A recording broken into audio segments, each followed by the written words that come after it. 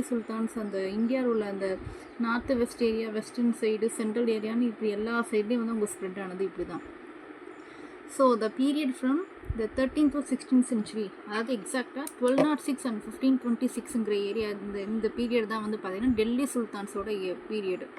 இந்த டைமில் தான் வந்து பார்த்திங்கன்னா இஸ்லாமிக் இன்ஸ்டியூஷன்ஸ், இஸ்லாமிக் கல்ச்சர் வந்து பார்த்திங்கன்னா இந்தியாவில் ரொம்ப ஸ்ட்ராங்காக வர ஆரம்பிச்சது. நெக்ஸ்ட்டு வந்து என்னென்னா இதான் இந்த இன்ட்ரடக்ஷன் அதில் தான் இருக்குது. The Arabs settled in Malabar and Coromandel coast. அதாவது அரப்ஸ் வந்து பார்த்திங்கன்னா அந்த மலபார்னா அந்த கேரளா மலபார் ஏரியாவும், கோரமண்டல் கோஸ்ட்டுங்கிறது இந்த இப்போ இருக்கிற நம்ம அந்த சோழர், அதாவது கோரமண்டல் கோஸ்ட்னு என்னென்னா இப்போ அந்த காலத்தில் சோழர்கள் வணிகம் பண்ண இடம் வந்து பார்த்திங்கன்னா இப்போ நமக்கு அந்த ஈஸியாக இருந்த ஏரியா இருக்குது பார்த்திங்களா, அந்த ஈஸ்டர்ன் சைடு, இந்த சைடு இதை தான் வந்து கோரமண்டல் கோஸ்ட்னு சொல்லுவாங்க. ஸோ இந்த இடத்துல தான் அரப்ஸ் வந்து எல்லாருமே வந்து பார்த்திங்கன்னா வெஸ்ட் சைட்லேருந்து ஈஸ்ட் சைட்லேருந்து வந்து வணிகம் பண்ண கடல் வழியாக உள்ளே வந்து நம்ம அந்த சவுத் இந்தியா மூலமாக உள்ளே அப்படியே அரப்ஸ் வந்து செட்டில் ஆனது. வெஸ்ட் கோஸ்ட்டில் வந்து செட்டில் ஆகி இது கேரளா சைடில் செட்டில் ஆனவங்க வந்து மாப்பிள்ளைஸ்ன்னு சொல்லுவாங்க. இப்போ வந்து இதில் வந்து என்னென்னா இந்த அரப்ஸ் மிலிட்ரி எக்ஸ்பெடிஷன் எப்போது ஸ்டார்ட் ஆச்சுன்னா 712 இதுதான் வந்து ஃபஸ்ட்டு ஸ்டார்ட் ஆனது. அந்த டைமில் வந்து பார்த்திங்கன்னா இந்த கஜினி, அதாவது Ghaznavid and Ghori military raids intent to loot and use resources seized to strengthen இப்போ இன் சென்ட்ரல் ஏஷியா. அவங்க என்னென்னா சென்ட்ரல் ஏஷியாவில் தான் வந்து இந்த அரப்ஸ், அதாவது டர்க்ஸ், பெர்ஷியன்ஸ், இந்த பீப்புளெலாம் இருந்தாங்க. இவங்க எல்லாருமே வந்து பார்த்திங்கன்னா அந்த நாட்டில் வந்து பார்த்திங்கன்னா ரொம்ப வெப்பமான நாடு, ஒரு பாலைவனம்னு சொல்லலாம். அந்த இடத்துல பெருசாக ரிசோர்ஸ்னு எதுவுமே கிடையாது. அதனால் வந்து இந்தியா வந்து அந்த டைமில் வந்து நல்ல செல்வ செழிப்போடையும் இருந்ததுனால ஸோ கொள்ளையடிக்கிற நோக்கத்துக்காக மட்டும்தான் அவங்க அந்த டைமில் இந்தியாவுக்கு வந்தது. யாருன்னா அந்த கஜினி, அதாவது சொல்லுவாங்க முகமது கோரி, அதுதான் வந்து இந்த கஜனாவிட் அண்ட் கோரி மிலிட்ரி ரைட்ஸ்ன்னு சொல்கிறது. ஸோ அவங்களோட ஆர்மியை வந்து ஸ்ட்ரென்தன் பண்ணுறதுக்காக மட்டும்தான் அந்த டைமில் கொள்ளையடிக்கிற நோக்கத்துக்காக இந்தியாவுக்குள்ளே வந்தது. Next the invasion of Afghanistan by Khurasan Shah and later by Genghis Khan severed the ties of North India Sultanate with Afghanistan. அதாவது இந்த குராசன் ஷாவும் செங்கிஸ் கானும் அந்த டைமில் கொள்ளையடிக்கிறதுக்காக, அதாவது ஆப்கானிஸ்தான்லேருந்து வந்து நார்த் இந்தியா சுல்தானேட் எந்த வழியாக வந்தாங்க அப்படின்னு பார்த்திங்கன்னா அது ஆப்கானிஸ்தான் அப்படியே வந்து இண்டஸ் ரிவர் வழியாக வந்து அந்த டைமில் நார்த் இந்தியா சுல்தானேட் கூட அவங்க அந்த டைமில் கொள்ளையடிக்கிறதுக்கும் சண்டை போகிறதுக்கும் வந்து தான் நார்த் இந்தியாவில் இவங்க பரவ ஆரம்பிச்சிது. Mongol invasion destroyed the Ghurid Sultanate at Ghazni but cutting the resources of Sultan Nasruddin Qabacha 1206 and 1228. The ruler of Uch and Multan. அந்த உச் அண்ட் முல்தான்ங்கிறது எங்கே இருக்குன்னு பார்த்தீங்கன்னா இந்த பாகிஸ்தானில் தான் முல்தான் இருக்குது. பாகிஸ்தான் அண்ட் ஆப்கானிஸ்தான் இந்த ஏரியாவில் வந்து பார்த்திங்கன்னா அந்த உச் முல்தான் இருக்குது. இங்கே வந்து இவரோட அந்த ரூலர் என்ன நசுதீன் கபாச்சா அந்த டைமில் வந்து இவரோட ரிசோர்ஸஸை வந்து கொள்ளையடிக்கிற நோக்கத்துக்காக வந்தவங்க தான் மங்கோல்ஸ் அந்த டைமில் கொள்ளையடிக்கிறதுக்காக இந்த டைமில் வந்து இந்த செங்கிஸ் கான் எல்லோரும் பார்த்திங்கன்னா மங்கோலோட வம்சாவளி தான் அவங்கெல்லாம்.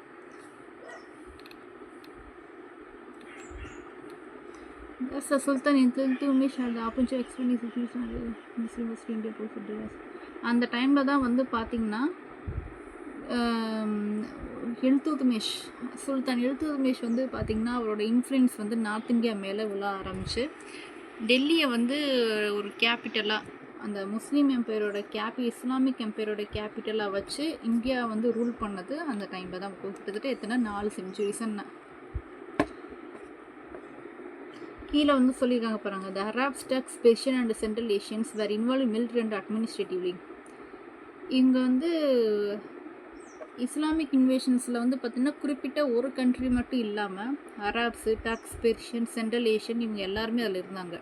இதில் வந்து இல்துத்மிஷ்ங்கிறவர் பார்த்திங்கன்னா அது இல்பரி டர்க், அவரே வந்து தனியாக வந்து ஒரு மிலிட்ரி தனியாக ஸ்லேவ்ஸ்லாம் வச்சுருந்தார். அவங்க ஸ்லேவ்ஸ்னால் இவங்க நீங்கள் நினைக்கிற மாதிரி அந்த டைமில் வந்து சும்மா டொமஸ்டிக்காக மட்டும் வச்சுருக்கல, இவங்க எல்லாருமே வந்து மிலிட்ரி ஸ்லேவ்ஸு இவங்கெல்லாம் என்ன சொல்லுவாங்க, எலிட் ஸ்லேவ்ஸ்னு சொல்லுவாங்க. இவங்கெல்லாம் எப்படி இவங்ககிட்ட வந்தாங்க அப்படின்னா அந்த டைமில் வந்து அடிமைகளை வந்து இப்போ நம்ம திங்ஸை பண்டமாற்றுமுறை விற்கிற மாதிரி அந்த டைமில் அடிமைகள் எல்லாம் விற்றுட்டு இருந்துருக்காங்க. அவங்கெல்லாம் யார் கொண்டு வந்து விற்பாங்கன்னா இந்த மெர்ச்சன்ட்ஸ் வந்து இந்த புக்காரா, சமர்கண்ட், பாக்தாத் இந்த மாதிரி ஏரியாலேருந்து. There were some of the others ethnicities as well. Notably வந்து பார்த்தீங்கன்னா ப்ராக்கெட்டில் இதெல்லாம் வந்து ஃபஸ்ட்டு எக்ஸாம் பாயிண்ட் ஆஃப் வியூவில் பார்த்துக்கணும். Hindu Khan capture from the Mihir in central India. Okay, இப்போ தான் வந்து பார்த்திங்கன்னா நம்ம சுல்தானேட், டெல்லி சுல்தான்ஸோட பீரியடே வந்து பார்த்திங்கன்னா இப்போ தான் ஸ்டார்ட். Sultanate 1206 and 1526. இதிலே வந்து பார்த்திங்கன்னா slave dynasty, Khilji dynasty, Tughlaq dynasty, Sayyid and Lodi டைனஸ்டின்னு இத்தனை டைனஸ்டி இருக்குது. 5 டைனஸ்டி இருக்குது. இதில் வந்து இயரை வந்து நம்ம எப்போவுமே கண்டிப்பாக மனப்பாடம் பண்ணி வச்சுக்கணும்ப்பா. இது வேறு வழியே இல்லை. இது வந்து இயர் வந்து மேட்ச் தி ஃபாலோயிங்கில் கேட்கலாம். இல்லைன்னா பர்டிகுலராக வந்து ஒரு டைனஸ்டி கொடுத்து இது எந்தெந்த இயர்லேருந்து எந்தெந்த வருஷம் எத்தனை வருஷம் கேட்கலாம். இல்லை இந்த டைனஸ்டியை வந்து க்ரியேட் பண்ணது யார், ஃபவுண்டர் யாருன்னு கேட்பாங்க. ஸோ இந்த சுல்தானேட் சொல்லிட்டு இந்த ஹைலைட் பண்ணியிருக்கிற இந்த இதை மட்டும் மனப்பாடம் பண்ணி இந்த இயர் வேறு வழியில் நம்ம மெமரி பண்ணி தான் ஆகணும். கீழே வந்து சுல்தானேட் இந்த டெல்லி சுல்தான்ஸ் பற்றின ரிசோர்ஸஸ்லாம் எப்படி என்னங்கிறது தான் இது கீழே கொடுத்துருக்காங்க. இது ஜஸ்ட் வந்து ஜஸ்ட் எல்லாம் கொஞ்சம் பார்த்துக்கிறது நல்லது. இதுவே வந்து கேட்க வாய்ப்பு இருக்குது, கேட்பாங்க. இது வரைக்கும் நிறையாலாம் கேட்டிருக்காங்க. பாக்ஸில் உள்ளது வந்து சும்மா ஜஸ்ட் வந்து ரீட் பண்ணிக்கிட்டாலே போதும். நெக்ஸ்ட்டு வந்து அரப் கன்க்வெஸ்ட் ஆஃப் த சிந்த். இப்போ தான் வந்து இந்தியாவுக்குள்ளே எப்படி இந்த அரேபியர்கள் வந்தாங்க அப்படிங்கிறது இதில் தான் இப்போ தான் வந்து நம்ம பார்க்க போகிறோம். அப்போது த அரப் ஈராக்கோட கவர்னர் வந்து ஹஜ்ஜாஜ் பின் யூசுஃப். அந்த டைமில் வந்து அதாவது பைரேட்ஸ்னால் கடற்கொள்ளையர்களோட தொல்லை அதிகமாக இருந்ததுனால அவங்களால எங்கேயுமே வந்து வணிகம் பண்ண முடியலை. ஸோ அதனால் அவர் என்ன பண்ணினார்னா 2 military expeditions and against Daha the Sindh ruler.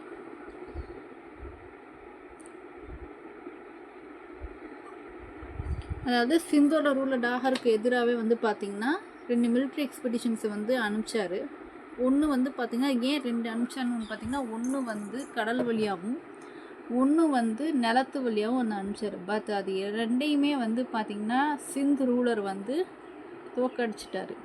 So next வந்து ஹஜ்ஜாஜ் அதோடு விடாமல் நெக்ஸ்ட் என்ன பண்ணேன், கேலிஃப் பெர்மிஷன். கேலிஃப்னால் இந்த இஸ்லாமிக் இவங்களோட வந்து ஹெட்டு, இவங்களாம் வந்து டர்க்கியில் இருப்பாங்க. ஸோ இவங்களோட பெர்மிஷனில் வந்து பார்த்திங்கன்னா 6000 பேர் கேவல்ரி கொண்ட வந்து அவங்களும் கேமல் காப்ஸ், அதாவது ஒட்டகத்துக்கு வச்சும், ஒட்டகத்தில் வந்து வாரோட ரெக்குயர்மெண்ட்ஸ், அதாவது வாருக்கு தேவையான எல்லா வெப்பன்ஸு ரெக்குயர்மெண்ட்ஸு எல்லாமே கொண்டுட்டு போயிட்டு இதுக்கு யார் கமாண்டராக இருந்தார்னா அந்த ஹஜ்ஜாஜ் பின் யூசுஃபோட சன்னின்லா, அவர் தான் முகமது பின் காசிம். அவர் தான் அந்த தலைமையை ஏற்றுக்கிட்டு தளபதியாக இருந்து இந்த படையை வந்து கொண்டுட்டு போனார். இப்படி தான் வந்து முகமது பின் காசிம் உள்ள இருக்க இந்தியாவுக்குள்ளே வந்தது. முகமது பின் காசிம் வந்து எதை ஃபஸ்ட்டு இப்போ டாகார் சிந்த் உள்ள டாகார் வந்து எங்கே வந்து பிரம்மனாபாத் ஃபோர்ட்ரஸ் அந்த கோட்டையில் வந்து தான் இருந்தார். டாகார் வாசிருங்கிறது என்ன சொல்லுவாங்கன்னா பிரைம் மினிஸ்டர்னு சொல்லுவாங்க. ஸோ இந்த டாகார் வாசின் பிரைம் மினிஸ்டர் ப்ராக்கெட்டோட அதை மனப்பாடம் பண்ணி ஆகணும்.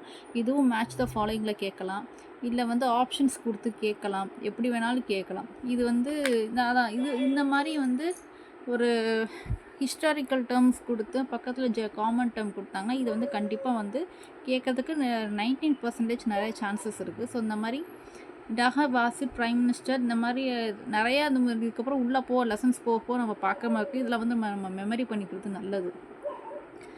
இதெல்லாம் வந்து ஜஸ்ட் ஒரு ஸ்டோரி மாதிரி இருக்கும். இதை வந்து படிக்கும்போதே உங்களுக்கு வந்து ஒரு கதை மாதிரி படிச்சிங்கன்னா உங்களுக்கு எந்த போரே அடிக்காது. ஸோ வந்து இப்போ இந்த முகமது பின் இப்போ நம்ம பார்த்திங்கன்னா டாகரோட வாசிட் பிரைம் மினிஸ்டர் வந்து பார்த்திங்கன்னா சிந்த் ரூலரை வந்து அவருக்கு வந்து அவருக்கே தெரியாமல் அவரை போரில் வந்து அவரை பீட்ரே பண்ணிட்டு தோக்கடிக்கு மீன்ஸ் முகமது பின் காசிம் வந்து அவரை வந்து விலை கொடுத்து வாங்கி அவரை வந்து துரோகம் பண்ணதுனால தான் அவர் வந்து வீழ்ந்தார். ஸோ சிந்த் ரூலரோட இதுக்கு முன்னாடி யார் சிந்தை வந்து யார் ரூல் பண்ணாங்க அப்படின்னா பிராமின்ஸ் வந்து இவங்க எப்படி பவர் வந்து இவங்களுக்கு எப்படி இந்த ரூல் பண்ணுற பவர் வந்துச்சுன்னா இவங்க வர்றதுக்கு முன்னாடி புத்திஸ்ட் டைனஸ்டி தான் சிந்தை வந்து ரூல் பண்ணிட்டு இருந்தாங்க. அவங்கக்கிட்டேருந்து அந்த பவரை பறித்து அந்த ரூல் பண்ணுற பவரை பறித்து தான் இவங்க அந்த இடத்துல போய் உட்காந்தாங்க. எப்போவுமே வந்து ஒரு கிங்டம் வந்து ஒரு ராஜ்யமாக ஆளணும்னா அதுக்கு வந்து ஃபஸ்ட்டு ஒரு strong political and administrative power இருக்கணும். பட் அது இல்லாமல் வந்து இவங்க வெறும் பவர் மட்டுமே இருக்கணும், அத்தாரிட்டி நம்மகிட்ட இருக்கணும்ன்ட்டு இவங்க அந்த பிராமின்ஸ்லாம் போய் அந்த இயர்லி புத்திஸ்ட் டைனஸ்டி விரட்டிட்டு உட்காந்தனால இவங்கள்ட்ட அந்த அட்மினிஸ்ட்ரேட்டிவ் அந்த எதுவுமே அவங்ககிட்ட இல்லை. ஸோ இதனாலே வந்து பார்த்திங்கன்னா ராஜ்யத்துக்குள்ளே வந்து பார்த்திங்கன்னா நிறைய பிளவு வந்து அவங்களுக்கு ஒரு சப்போர்ட் இல்லாமல் போய் கடைசியில் வந்து பார்த்திங்கன்னா இப்போ எனிமீஸ்லாம் வந்து ஈஸியாக உள்ள அட்டாக் பண்ணுற மாதிரி ஆச்சு. அப்படி தான் முகமது பின் காசிம் வந்து பிரம்மநாபா ஃபோர்ட்ரஸை கேப்சர் பண்ணுது. நெக்ஸ்ட்டு வந்து ஒரு கோட்டையை வந்து அவர் கேப்சர் பண்ணதுக்கப்புறம் நெக்ஸ்ட்டு அவரை வந்து கொள்ளையடிச்சது வந்து பார்த்திங்கன்னா அங்கே உள்ள துறைமுகத்தை, அந்த துறைமுகம் பேர் வந்து டேபிள் போர்ட். அதை 3 நாள் அதை ரேவேஜ் அண்ட் பிளண்டட் அதை போட்டு கொள்ளையடிச்சு தீக்கிரைக்கு உடச்சி ரொம்ப டேமேஜ் பண்ணுறதுக்கே அவருக்கு 3 நாள் ஆச்சு. நெக்ஸ்ட்டு வந்து முகமது பின் காசிம் இதெல்லாம் பண்ணதுக்கப்புறம் அவங்கள சிந்த் பீப்புளை வந்து சரண்டர் ஆக சொல்லி உங்களுக்கு நான் ஃபுல் ப்ரொடக்ஷன் கொடுக்குறேன் அப்படின்னு சொல்லிட்டு he sent the 1/5 of the plunder to the caliph. இப்போ முகமது பின் காசிம் வந்து என்ன பண்ணார், இந்த போருக்கு அவள் தானே வந்து கமாண்டர் இன் சீஃப். இதை வந்து போரை யார் அனுப்பி வச்சதுன்னா இவரோட வந்து ஃபாதர் இல்லை ஹஜ்ஜாஜ் பின் யூசுஃப் தானே அவர் அனுப்பி வச்சார். அவர் வந்து கேலிஃபோட பெர்மிஷனோட அனுப்பி வச்சதுனால ஸோ இந்த கொள்ளையடிச்சதில் 5ல் ஒரு பங்கை வந்து கேலிஃப்க்கு அனுப்பிச்சிட்டு மற்றது எல்லாமே வந்து முகமது பின் காசிமும் அவரோட வந்த மற்ற சோல்ஜர்ஸ் எல்லாருமே அவங்களுக்கு கொள்ளையடிச்சதை பிரிச்சுக்கிட்டாங்க. அரப் கன்குவெஸ்ட் ஆஃப் சிந்த் எப்படி சொல்லுவாங்க, இந்த ட்ரையம்ப் வித்தவுட் ரிசல்ட் அப்படின்னு சொல்லுவாங்க. இது வந்து எக்ஸாம் பாயிண்ட் ஆஃப் வியூவில் கேட்குறதுக்கு நிறைய சான்சஸ் இருக்குது. இந்த அரப் கன்குவெஸ்ட் ஆஃப் சிந்த் வந்து என்ன சொல்லுவாங்கன்னா ட்ரையம்ப் வித்தவுட் ரிசல்ட் அப்படின்ட்டு. நெக்ஸ்ட் நம்ம பார்க்கும்போது முகமது கஜினி. இங்கே வந்து முகமது பின் காசிம் இங்கே வந்து கொள்ளையடிச்சுப்போம். அந்த டைமில் அங்கே சென்ட்ரல் ஏஷியாவில் என்ன நடந்துச்சுன்னா சென்ட்ரல் ஏஷியாவில் பல பிரிவுகள், அதாவது நிறையா சிறு குறு நில மன்னர்கள் நிறைய பேர் இருந்திருக்காங்க. அவங்களுக்குள்ளே வந்து பார்த்திங்கன்னா ஒற்றுமை இல்லாமல் நிறைய பேர் ராஜ்யம்லாம் கொலாப்ஸ் ஆக ஆரம்பிச்சிது. அதில் கொலாப்ஸ் ஆகி நிறைய பேர் இண்டிபெண்ட் ரூலர்ஸ் நிறைய பேர் வர்றது, ஒரு சில ரூலர்ஸ் வந்து அடங்கி போகிறதும் இந்த மாதிரி நிறையா வரவும் அதில் வந்து வந்ததான் சமானிட் கிங்டம் அப்படின்ட்டு. இந்த சமானிட் கிங்டம்லேருந்து வந்தவர் தான் அலாப்டிகின். 963 இந்த வருஷத்தில் அலாப்டிகின் அவர் வந்து ஒரு டர்க்கு ஸ்லேவு. இவர் வந்து கவர்னராக வந்து சமானிட் கிங்டமில் ஒர்க் பண்ணிகிட்டு இருந்தார் கவர்னராக. அந்த டைமில் தான் அலாப்டிகின் 963 ஆப்கானிஸ்தானில் உள்ள, அதாவது ஈஸ்டர்ன் ஆப்கானிஸ்தானில் உள்ள கஜினியை வந்து அவர் வந்து சீஸ் பண்ணிட்டார் மீன்ஸ் அவர் வந்து கைப்பற்றி அவர் வந்து ஒரு இண்டிபெண்டன்ட் கிங்டமை எஸ்டாப்ளிஷ் பண்ணிட்டார். 963 அலாப்டிகின் வந்தார். அலாப்டிகினுக்கு அடுத்து யார் வந்தார்னு பார்த்திங்கன்னா நிறைய பேர் அவரோட சக்ஸஸர் அவரோட வம்சாவளிகள் வந்தாங்க. பட் அவங்களுக்கு அப்புறம் வந்த 3 சக்ஸஸஸ் யாருமே ஃபெயிலியர் இருந்தனால நெக்ஸ்ட்டு வந்து நோபல்ஸ், அங்கே இருந்த வந்து நோபல்ஸ் வந்து பார்த்திங்கன்னா அமைச்சர்கள், இந்த மத ரீதியாக உள்ள மத தலைவர்கள், அப்புறம் இவங்கெல்லாம் வந்து சபுக்டுகின் அப்படிங்கிறவரை வந்து ராஜ்யத்தில் உட்கார வச்சாங்க. ஸோ இப்படி வச்சுக்கலாம். 963 அலாப்டிகின் வந்தார். அலாப்டிகினுக்கு அடுத்து 3 சக்ஸஸர்ஸ் வந்தாங்க. அவங்க யாருமே வந்து ரூல் பண்ணுறதுக்கான கரெக்டாக இல்லாததுனால நோபல்ஸ் வந்து சபுக்டுகின் அப்படிங்கிறவங்கள வந்து செலக்ட் பண்ணாங்க. சபுக்டுகின் அப்படிங்கிறவர் பார்த்திங்கன்னா initiated the process of southward expansion into Indian subcontinent. இப்போ தான் இந்தியாவில் வந்து நம்ம ஃபஸ்ட்டு வந்து பார்த்தப்போ நம்ம என்ன பார்த்தோம் அப்படின்னா ட்ரேட் பண்ணுறதுக்காக தான் வந்து மலபார் கோஸ்ட்லேயும் கோரமண்டல் கோஸ்ட்லேயும் வந்து அரப்ஸ் வந்தாங்கன்னு பார்த்தோம். ஃபுல் அண்ட் ஃபுல் அந்த டைமில் அவங்க ட்ரேட் ரிலேட்டடுக்காக மட்டும்தான் வந்தது. பட் நார்த்தில் வந்து ஆப்கானிஸ்தான் வழியாக அந்த குரசன் ஷாவும் செங்கிஸ்கானும் வந்து நார்த் இந்தியாவில் வந்து போர் எடுத்து ஆப்கானிஸ்தான் வழியாக வந்து அவங்க சுல்தானேட்ஸை வந்து அவங்க ஸ்ட்ராங்காக வந்து சிவியராக டைப் பண்ணிட்டாங்கன்னு சொல்லலாம் பார்த்தீங்களா. ஸோ நார்த் இந்தியாவிலேருந்து அப்படியே சவுத் வேர்டுக்குள்ளே யார் சென்ட்ரல் இந்தியா சவுத் இந்தியனுக்குள்ளே வந்தது பார்த்திங்கன்னா சபுக்டுகின். இவர் தான் வந்து சபுக்டுகின் வந்து defeated the Shahi ruler of Afghanistan Jayapal. அதாவது ஆப்கானிஸ்தான் வந்து இப்போ தான் வந்து ஒரு இஸ்லாமிக் கண்ட்ரியாக இருக்குது. அந்த டைமில் ஆப்கானிஸ்தானை யார் ரூல் பண்ணுறாரு பார்த்திங்கன்னா ஷாஹி ரூலர் ஜெயபால் அப்படிங்கிறவர். இப்போ இந்த சபுக்டுகின் ஆப்கானிஸ்தான் ரூலர் ஜெயபாலை டிஃபீட் பண்ணிவிட்டு அந்த இடத்துல அவரோட கண்ட்ரோலில் யாரை வச்சுருந்தாரு பார்த்திங்கன்னா அவரோட மூத்த பையன் முகமது வந்து கவர்னர் ஆக்கிட்டு சபுக்டுகின் வந்து அவரோட கண்ட்ரிக்கு அவர் போயிட்டார். ஸோ இங்கேருந்து ஆப்கானிஸ்தானை ரூல் பண்ணது யார் அப்படின்னா முகமது. இப்படி தான் வந்து கொஞ்சம் கொஞ்சமாக வந்து நார்த் இந்தியாவுக்குள்ளே வந்து டெல்லி சுல்தானேட், அதாவது டெல்லி சுல்தான்ஸ் எல்லாருமே வந்தது.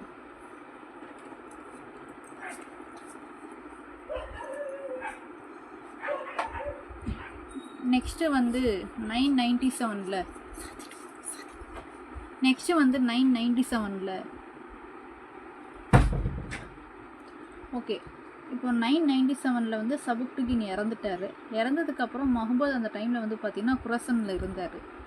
குரசனில் இருந்தப்போ நெக்ஸ்ட்டு அவர் 2வது பையன் சபுக்டுகினோட யங்கர் சன் இஸ்மாயில் என்ன பண்ணார் பார்த்திங்கன்னா, அவங்களாம் வந்து அவர் தான் சக்ஸஸர்னு சொல்லிட்டு போயிட்டாங்க.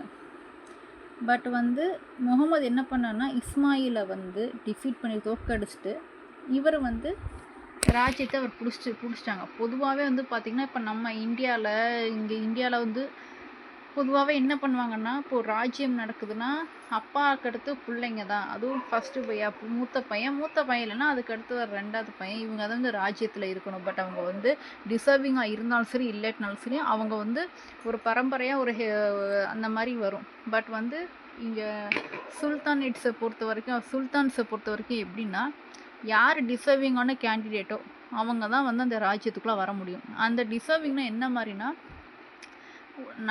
எப்படி சொல்கிறது, அது சண்டை நடந்து போர் நடந்து இல்லை யார் ரொம்ப தந்திரமாக நடந்து கூட ராஜ்யத்தை நிறையா கைப்பற்றி நடந்திருக்காங்க. இங்கெல்லாம் வந்து அப்பாவுக்கு அப்புறம் ஃபுல்லாக தான் வரணும் அப்படிங்கிற அந்த இதெல்லாம் அவங்க கிடையாது. ஐ மீன் இருக்கும். பட் வந்து பட் பையனை விட வேறு யாராவது ஒருத்தர் டிசர்விங்காக இருந்தாங்கன்னா நோபல்ஸே வந்து கூட அவங்கள வந்து இன்னொருத்தரை வந்து ராஜ்யத்தில் உட்கார வச்சு ரூல் பண்ணுங்கன்னு ஈஸியாக சொல்லிடுவாங்க. ஸோ அப்படி தான் வந்து முகமது வந்து என்ன பண்ணான்னா இஸ்மாயிலை வந்து அவர் தான் சக்ஸஸ்ன்னு சொன்னதுக்கப்புறம் முகமது என்ன பண்ணான்னா இஸ்மாயில் கிட்ட சண்டை போட்டு இது எனக்கானதுன்னு சொல்லி சண்டை போட்டு அந்த ராஜ்யத்தை அவர் ஏற்றுக்கிட்டார். ஸோ அவர் ஜெயிச்சு அவர் ஏற்றுக்கிட்டதுனால முகமது அவர் பேர் என்ன வந்துச்சுன்னா, அவரோட டைட்டில் வந்து Yamin ud Daula, the right hand of the empire. So இதை யார் அவங்களுக்கு கொடுத்தாங்க அப்படின்னு பார்த்தீங்கன்னா, அவங்கள நோபல்ஸ் தான். ஸோ இப்படி தான் வந்து முகமது வந்து அவரோட இடத்த வந்து அவர் தக்க வச்சுக்கிட்டார். முகமது வந்து கிட்டத்தட்ட வந்து 32 வருஷம் ஆட்சி பண்ணார். அதில் வந்து 32 வருஷம் ஆட்சி பண்ணதில் இந்தியாவுக்கு மட்டுமே 17 தடவை படையெடுத்து வந்தார். அவர் மெயினாக படையெடுத்து வந்ததுக்கு ரீசன் எல்லாமே வந்து பார்த்திங்கன்னா கொள்ளையடிக்கிற நோக்கம் மட்டும்தான். மற்ற கொள்ளையடிக்கிறதுனா பார்த்திங்கன்னா அந்த டைமில் ஏன்ஷியன் பீரியடில் பழைய காலத்தில் வந்து பார்த்திங்கன்னா கொள்ளையடிக்கிற மீன்ஸ் செல்வங்கள் பணம் எல்லாமே வந்து பார்த்திங்கன்னா இப்போ மாதிரிலாம் அப்போ வந்து பேங்க் எதுவும் கிடையாது. அந்த டைமில் கோவில் தான் பேங்க் மாதிரி யூஸ் பண்ணிப்பாங்க எல்லாருமே. கோவிலில் தான் எல்லா சொத்துக்கள் எல்லாமே இருக்கும். ஸோ அதனால் இவங்க எல்லாருமே வந்து கொள்ளையடித்தது மெயினாக வந்து பார்த்திங்கன்னா கோவில் தான். கோவிலை அடித்து தரமட்டம் பண்ணிவிட்டு அங்கே இருக்கிற செல்வங்களையும் தங்க காசு வைரம் வைடூரியம் இந்த மாதிரி நிறையா செல்வங்கள் வெள்ளி அது நிறையா இருக்கும் எல்லாத்தையும் எடுத்துக்கிட்டு அவங்க கண்ட்ரிக்கு எல்லாருமே போனது. எடுத்துகிட்டு போய் அவங்களோட ஆர்மியை அவங்க எல்லாருமே ஸ்ட்ராங்காக்கிட்டது. நெக்ஸ்ட்டு வந்து பார்த்திங்கன்னா இந்த டைமில் வந்து முகமது கஜினி படையெடுத்த டைமில் வந்து பார்த்திங்கன்னா பீப்புள் வந்து அவங்க உயிரை காப்பாற்றிக்கணுங்கிறதுக்காக கன்வெர்ட் ஆனாங்க. பட் என்ன தான் கன்வெர்ட் ஆனாலுமே வந்து இப்போது அந்த முகமது கஜினி இருக்கிற வரைக்கும் அங்கே கன்வெர்ட் ஆகி முஸ்லீமாக இருக்காமல் இருந்துட்டு அவங்க கஜினி வந்து ஆப்கானிஸ்தான் போனதுக்கப்புறம் திரும்ப பழையபடி எல்லாருமே அவங்கவுங்க பழைய மதத்துக்கே எல்லாருமே திரும்பி பழையபடி எல்லாருமே அவங்கவுங்க இதை பார்க்க ஆரம்பிச்சிட்டாங்க. நெக்ஸ்ட்டு இப்போ வந்து 963 அலாப்டிகின்கிற வந்து அவர் வந்து ஜெயபாலை டிஃபீட் பண்ணார்னு சபுக்டுகின் அப்படிங்கிறவர் வந்து பார்த்தீங்கன்னா ஜெயபாலை டிஃபீட் பண்ணார்னு பார்த்தோம். இப்போ இந்த சபுக்டுகின் இப்போ யாரை வந்து பார்த்தோன்னா ஷாஹி கிங் வந்து யார் இருக்கான்னா அனந்த்பாலா. இப்போ முகமது கஜினி என்ன அனந்த்பாலை டிஃபீட் பண்ணிவிட்டு அப்படியே அங்கேருந்து எங்கே வந்தான்னு பார்த்தீங்கன்னா பஞ்சாப் இண்டோ கேங்கட்டிக் பிளைன் வரைக்கும் வந்தார். அவர் கன்னோஜ் ரீச் பண்ணுறதுக்கு முன்னாடி முகமது கஜினி வந்து மதுராவை கொள்ளையடிச்சார். நெக்ஸ்ட்டு வந்து பார்த்திங்கன்னா சோம்நாத் டெம்பிள் குஜராத்தில் இருக்க அந்த சோம்நாத் டெம்பிளே கொள்ளையடிச்சு வந்து பார்த்திங்கன்னா 1025. இது வந்து இருக்கிறதுலே இந்தியாவிலே வந்து கொள்ளையடிச்சதுலேயே வந்து பார்த்திங்கன்னா சோம்நாத் டெம்பிளை கொள்ளையடிச்சது தான் ரொம்ப மோசமானதுன்னு இல்லாமல் ஸ்காலர்ஸ் நிறைய பேர் ஆர்கியூ பண்ணுறாங்க. ஏன்னா வந்து இந்த கோவில் வந்து உடைச்சது, இமேஜஸ் எல்லாமே கோவில் சிலைகளை உடைச்சி நாசம் பண்ணது, அவங்க உள்ள சொத்துக்களை கொள்ளையடிச்சிட்டு எல்லாமே அவங்க ஊருக்கு போனதுன்னு எல்லாமே இந்த மாதிரி ரொம்ப மோசமான பீரியட் அந்த டைமு. இவர் மெயினாக எதுக்காக கொள்ளையடிச்சா அவரோட ஆர்மியை வந்து மெயின்டைன் பண்ணுறதுக்காகவும் அவங்க அந்த ட்ரக்ஸ் எல்லாம் வந்து பார்த்திங்கன்னா பெரிய பீப்புள், அவங்கெல்லாம் ஒரு ப்ரொஃபஷ்னல் ஆர்மி. இவங்களுக்கெல்லாம் வந்து பார்த்திங்கன்னா ஸ்லேவ்ஸு, அந்த ஸ்லேவ்ஸ்லேயே வந்து அவங்களாம் எலிட் ஸ்லேவ்ஸு, நார்மல் ஸ்லேவ்ஸ்னு இருப்பாங்க. அவங்களுக்குலாம் வந்து ட்ரெயின் பண்ணுறதுக்காகவும் அவங்கள மெயின்டைன் பண்ணுறதுக்காகவும் தான் இவங்க கொள்ளையடிக்கிறதுக்கே வந்து இந்தியாவுக்குள்ளே வந்து எல்லாத்தையும் கொள்ளையடிச்சது அவங்க. நெக்ஸ்ட்டு வந்து முகமது எந்த கொள்ளானா ஈரானில் உள்ள ஒரு சிட்டி ரே வந்து 1029 வந்து கொள்ளையடிச்சார். கொள்ளையடித்ததோட ஒர்த்து வந்து எவ்வளோ பார்த்திங்கன்னா, ஜுவல்ஸோட ஒர்த்து மட்டுமே 5 lakhs தினார், காயின்ஸ் வந்து இப்போ 2,60,000. நெக்ஸ்ட்டு கோல்டு அண்ட் சில்வர் வெசலோட ஒர்த்து வந்து பார்த்தீங்கன்னா 30,000 தினார். இப்போ முகமது வந்து இப்போ சோம்நாத் டெம்பிளை வந்து 1025 ரைட் பண்ணான்னு சொன்னோம்ல, அந்த கொள்ளையடித்ததோட மொத்த வேல்யூவே வந்து பார்த்திங்கன்னா 20 மில்லியன் தினார் மொத்தம். இதில் வந்து ரோமினா தாப்பர் அப்படிங்கிறவர் என்ன சொல்கிறாருன்னா, அந்த கொள்ளையடித்தது இந்த இவங்க ஊருக்குள்ளே வந்து அவங்களாம் நிறைய கஷ்டப்பட்டவங்க ரொம்ப அமைதியாக இருந்தாங்க. அவங்களால எதுவுமே வந்து அவங்களுக்கு அகென்ஸ்டாக எதுவுமே இருக்க முடியலை.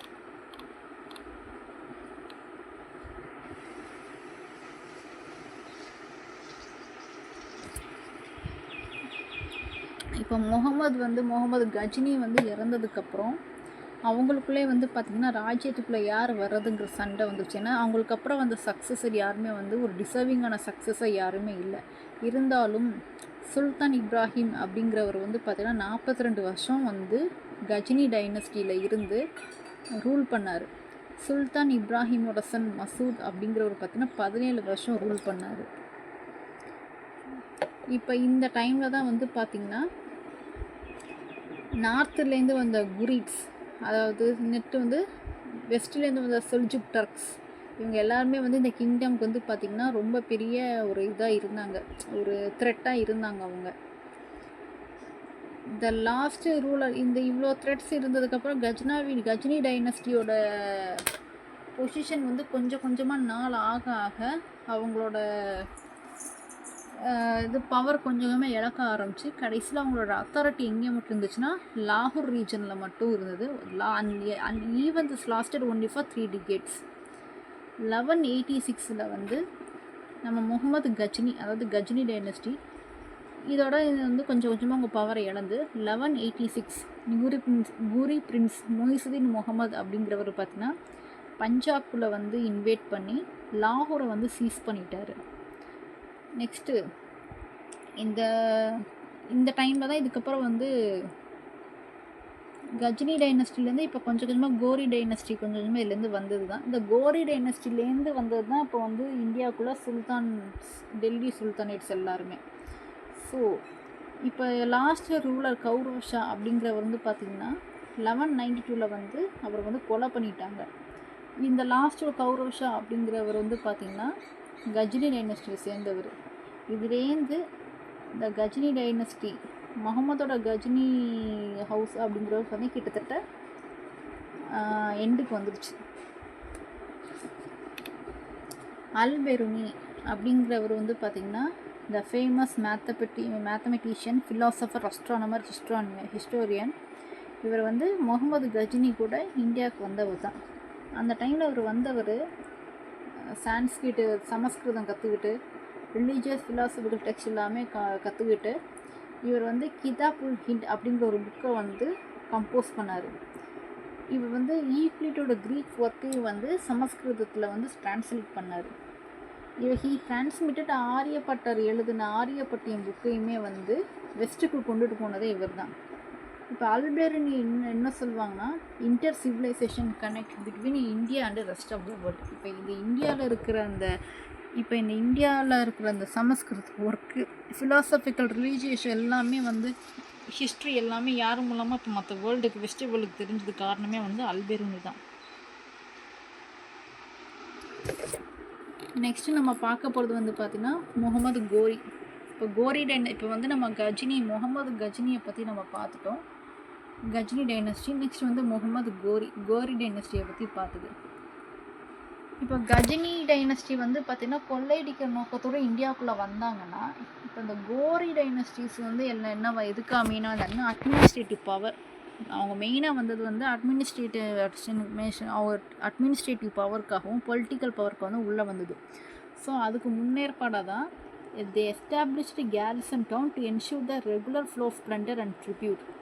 இவங்களும் கொள்ளையடிக்கிற நோக்கத்துக்காக தான் வந்தாங்க. பட் கொள்ளையடிக்கிறது வந்து அது வந்து ரெகுலராக இருக்கணுங்கிறதுக்காகவே கேரிசன் சென்டரை வந்து இந்தியாவில் வந்து க்ரியேட் பண்ணாங்க. மொய்சுதீன் முகமது நோனஸ் வந்து முகமது கோரி. முகமது கோரியோட பேர் வந்து பார்த்திங்கன்னா மொய்சுதீன் முகமது. இவர் வந்து பார்த்திங்கன்னா invested in territories he ceased. இவர் எங்கெல்லாம் போய் கொள்ளையடிக்கிறாரோ, எந்த ஊரில் இருக்கிறாரோ, அந்த இடத்துல வந்து இவர் கண்ட்ரோலில் இன்வெஸ்ட் பண்ணுவார் டோட்டலாக. இந்த 1180s 1190s கோரி எஸ்டாப்ளிஷ்டு கேரிசன்ஸ் இந்த பஞ்சாப், சிந்த் அண்ட் ஹரியானா. அதை தான் அவங்க சொல்கிறாங்க. இப்போ முகமது கஜினி வந்து கொள்ளையடிச்சுட்டு அந்த திங்ஸை எடுத்துகிட்டு போகிறதுல மட்டும் குறியாக இருந்தார். முகமது கோரி என்ன பண்ணான்னா, அவர் எங்கே போகிறாரோ, எங்கே போய் கொள்ளையடிக்கிறாரோ, எந்த ஊரில் போய் அது கடைசி வரைக்கும் அப்புறம் கண்ட்ரோலில் இருக்கணும், கடைசி வரைக்கும் வந்து ரெகுலராக அங்கே கொள்ளையடிக்கணும், அந்த ட்ரிபியூட் அவருக்கு போகணுங்கிறதுக்காகவே கேரிசன் சென்டரை வந்து எஸ்டாப்ளிஷ் பண்ணவர் தான் முகமது கோரி. These centers of the military power soon attracted the in-migration of the mercenaries in search of the opportunities. Mercenaries அப்படிங்கிறது என்னன்னு பார்த்தீங்கன்னா, இது வந்து ஒரு ஆர்மிக்காக செயல்படுற ஒரு particular group. So these mercenaries வந்து பார்த்திங்கன்னா, அதாவது ஃபிசிக்கல் அண்ட் மிலிட்ரி அஃபேர்ஸ், சுல்தானேட்டோட ஃபிசிக்கல் அண்ட் மிலிட்ரி அஃபேர்ஸை வந்து ரெகுலேட் பண்ணுறதுக்காகவும் கவனிச்சிக்கிறதுக்காகவும் மெர்சனரிஸ் வந்து பீப்புள் வந்து வேலைக்கு எடுத்துக்கிட்டாங்க. த சுல்தான்ஸ் மிலிட்ரி கமாண்டர்ஸையும் were drawn from the elite. இந்த முகமது கோரி அப்படிங்கிறது பார்த்திங்கன்னா மிலிட்ரி கமாண்டர்ஸை வந்து பார்த்திங்கன்னா ஒரு எலிட் மிலிட்ரி கிளாஸ்லேருந்து எடுக்க ஆரம்பித்தாங்க. ஸ்பெஷலி இந்த மிலிட்ரி கிளாஸ் அப்படிங்கிறது பார்த்திங்கன்னா இவங்களும் ஸ்லேவ்ஸ் தான். இந்த ஸ்லேவ்ஸ் வந்து எதில் வந்து ட்ரெயின் பண்ணியிருப்பாங்கன்னா, போர்க்கலையிலையும் கவர்னன்ஸ் அண்ட் அட்மினிஸ்ட்ரேஷன். இவங்க வந்து பார்த்திங்கன்னா டொமஸ்டிக் ஸ்லேவ்ஸ் அந்த அக்ரிகல்ச்சர் ஸ்லேவ்ஸை விட கொஞ்சம் வித்தியாசமானவங்க. இவங்க முழுக்க வந்து பார்த்திங்கன்னா அந்த அட்மினிஸ்ட்ரேஷன், இந்த ராஜ்யத்தை பார்த்துக்கிறது எப்படி என்னங்கிறது தெரிஞ்சவங்க. இந்த லாகூர், உச் அண்ட் முல்தான் அப்படிங்கிற சென்டர்ஸ் ஆஃப் தி பவர். அந்த டைமில் இந்த 12th செஞ்சுரியில் வந்து பார்த்திங்கன்னா இந்த லாகூர், உச் அண்ட் முல்தான் இது முக்கியமான பவர் சென்டரே இதுதான். இந்த 1175 கோரி வந்து முல்தானுக்கு வந்தப்போ இவர் வந்து அந்த டைமில் வந்து இஸ்மாயிலி ரூலர்கிட்டேருந்து இந்த முல்தானை வந்து அவர் கண்ட்ரோலில் எடுத்துக்கிட்டார். இது வந்து எப்போ தான் 1175. அந்த டைமில் உச் கோட்டை வந்து பார்த்திங்கன்னா சண்டையே போடாமல் அவங்க சரண்டர் ஆகிட்டாங்க. நெக்ஸ்ட்டு இவங்க அந்த டைமில் வந்து குஜராத்தில் அந்த இந்த சாளுக்கியாஸ் தான் வந்து நம்ம அந்த லேட்டர் சோலாஸ் அண்ட் பாண்டியஸில் நம்ம பார்ப்போம். இவங்க அந்த டைமில் வந்து சோலாஸ்க்கு ரொம்ப எனிமியாகவும் இருந்தது வந்து சாளுக்கியாஸ் தான். அந்த சாளுக்கியாஸ் தான் இவங்க வந்து பார்த்திங்கன்னா இந்த சாளுக்கியாஸ் தான் முகமது கோரியை வந்து தோக்கடிச்சாங்க. எந்த இடத்துல அப்படின்னா மவுண்ட் அபுங்கிறது என்ன வருஷம் 1179. இந்த வந்து ரொம்ப எக்ஸாம் பாயிண்ட் ஆஃப் ரொம்ப முக்கியமானது. வருஷத்தை பார்த்துக்கோங்க, இடத்த பார்த்துக்கோங்க. சாளுக்கியாஸ் கோரி எந்த இடத்துல மவுண்ட் அபு 1179. இந்த துவக்கத்துக்கு அப்புறம் வந்து முகமது கோரி சும்மா இருக்கலை. பட் அவரோட ஸ்ட்ராட்டஜியை வந்து மாற்றிக்கிட்டு அவங்க வந்து பஞ்சாப்லேயும் சிந்துலேயும் அவரோட பொசிஷனை வந்து ஸ்ட்ராங் ஆக்கிக்கிட்டார். எப்படியாச்சும் இந்தியாவுக்குள்ளே எப்படியாவது அவங்க பொசிஷனை வந்து கன்சாலிடேட் பண்ணணும் அப்படின்ட்டு. நெக்ஸ்ட்டு வந்து முகமது கோரி அப்படிங்கிற வந்து தபர்ஹிண்டா ஃபோர்ட்ரஸ், அதாவது பட்டிண்டா கோட்டையை வந்து அட்டாக் பண்ணார். இந்த பட்டிண்டா கோட்டை வந்து யாருக்குன்னா சௌஹன், அதாவது அஜ்மீரில் இருக்க அந்த ராஜபுத்திரர்களுக்கு. அதாவது ராஜபுத்திரர்களே நிறைய கேட்டகரிஸ் இருக்காங்க. இந்த சௌஹன் இருக்காங்க, சோலங்கீஸ் இருக்காங்க. இதில் அந்த சௌஹனோட ஸ்ட்ராட்டஜிக் பாயிண்ட் என்னன்னு பார்த்தீங்கன்னா பட்டிண்டா ஃபோர்ட்ரஸ். இந்த அஜ்மீர் ரூலரோட யார் வந்ததுன்னா பிருத்திவிராஜ் சௌஹன் தான். இவர் வந்து முகமது கோரியை வந்து ஃபஸ்ட் பேட்டில் ஆஃப் டெரைன், அதாவது டபர்ஹிண்டா ஃபோர்ட்டில் வந்து இவருக்கும் அவருக்கும் சண்டை நடந்தது. இதை வந்து என்ன சொல்லுவாங்க, அந்த ஃபஸ்ட் பேட்டில் ஆஃப் டெரைன். இதான் 1191. இப்படி கேட்பாங்க, இந்த ஃபஸ்ட் பேட்டில் ஆஃப் டெரைன் என்ன வருஷம் கேட்டுட்டு யாருக்கும் நடந்துச்சுன்னு கேட்பாங்க. யாருக்குன்னா முகமது கோரிக்கும் பிருத்திவிராஜ் சௌஹனுக்கும். இதில் வந்து பிருத்திவிராஜ் வந்து இந்த டைமில் வந்து வெற்றி அடைஞ்சிட்டாரு. But fail to consolidate his position, believing this battle to be fronted and did not expect the goods to make the regular attacks. இந்த ஃபஸ்ட்டு பேட்டில் ஆஃப் டெரைனில் வந்து ஜெயிச்சது என்னவோ பிருத்திவிராஜ் சௌஹன் தான். பட் வந்து முகமது கோரி என்ன தான் தோத்துட்டாலுமே அப்புறம் அடிக்கடி வந்து இதை அட்டாக் பண்ணிட்டு இருந்தனால இவங்களால் வந்து சமாளிக்கவே முடியலை.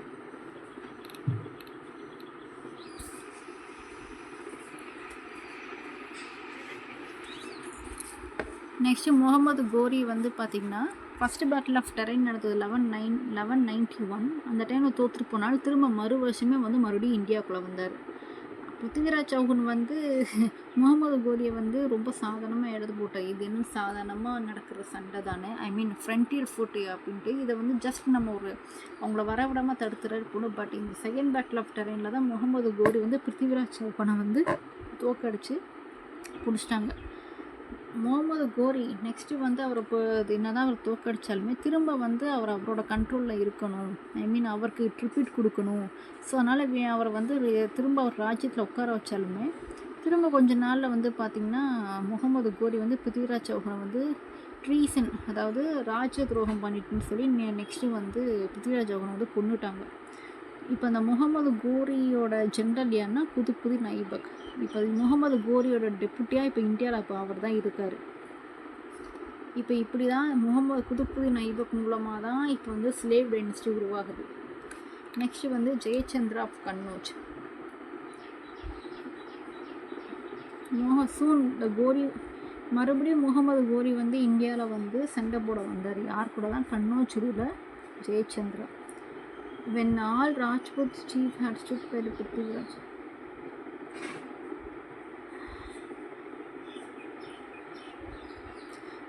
ஆனால் இந்த ஜெயச்சந்திர ரூரல் கன்னோஜ் ரூரல் ஜெயச்சந்திரக்கும் முகமது கோரிக்கும் சண்டை நடந்தப்போ இதுலேயே வந்து முகமது கோரி தான் வின் பண்ணாரு. ஜெயச்சந்திரர் அவர் வந்து தோக்கடிச்சிட்டாங்க. ஏன்னா ஜெயச்சந்திராஸோட டாட்டர் தான் வந்து பிருத்திவிராஜ் சௌஹான் வந்து கல்யாணம் பண்ணிட்டாங்க. பட் அதில் வந்து இவருக்கு விருப்பம் இல்லாததுனால ஸோ இவர் தனிமையிலே இருந்துட்டார். தனிமையில் மீன்ஸ் அவருக்கு வந்து மற்ற ராஜ்புத் கிங்ஸோட சப்போர்ட் எதுவுமே கிடைக்கல பிருத்திவிராஜ் சௌஹானை வந்து எதிர்த்ததுனால. ஸோ வந்து முகமது கோரி வந்து ஈஸியாக வந்து ஜெயச்சந்திர ரூலரை வந்து கன்னோஜூரா ஜெயச்சந்திர வந்து ஈஸியாக தோக்கடிச்சிட்டு அவர் வந்து கஜினிக்கு போயிட்டுருக்க அந்த டைமில் தான் முகமது கோரி வந்து சிந்து நதிக்கரையில் அவருக்கு இருக்கும்போது அவர் யாரோ கொண்டுட்டாங்க. பட் யார் கொண்டாங்கன்னா இதில் வந்து இல்லை.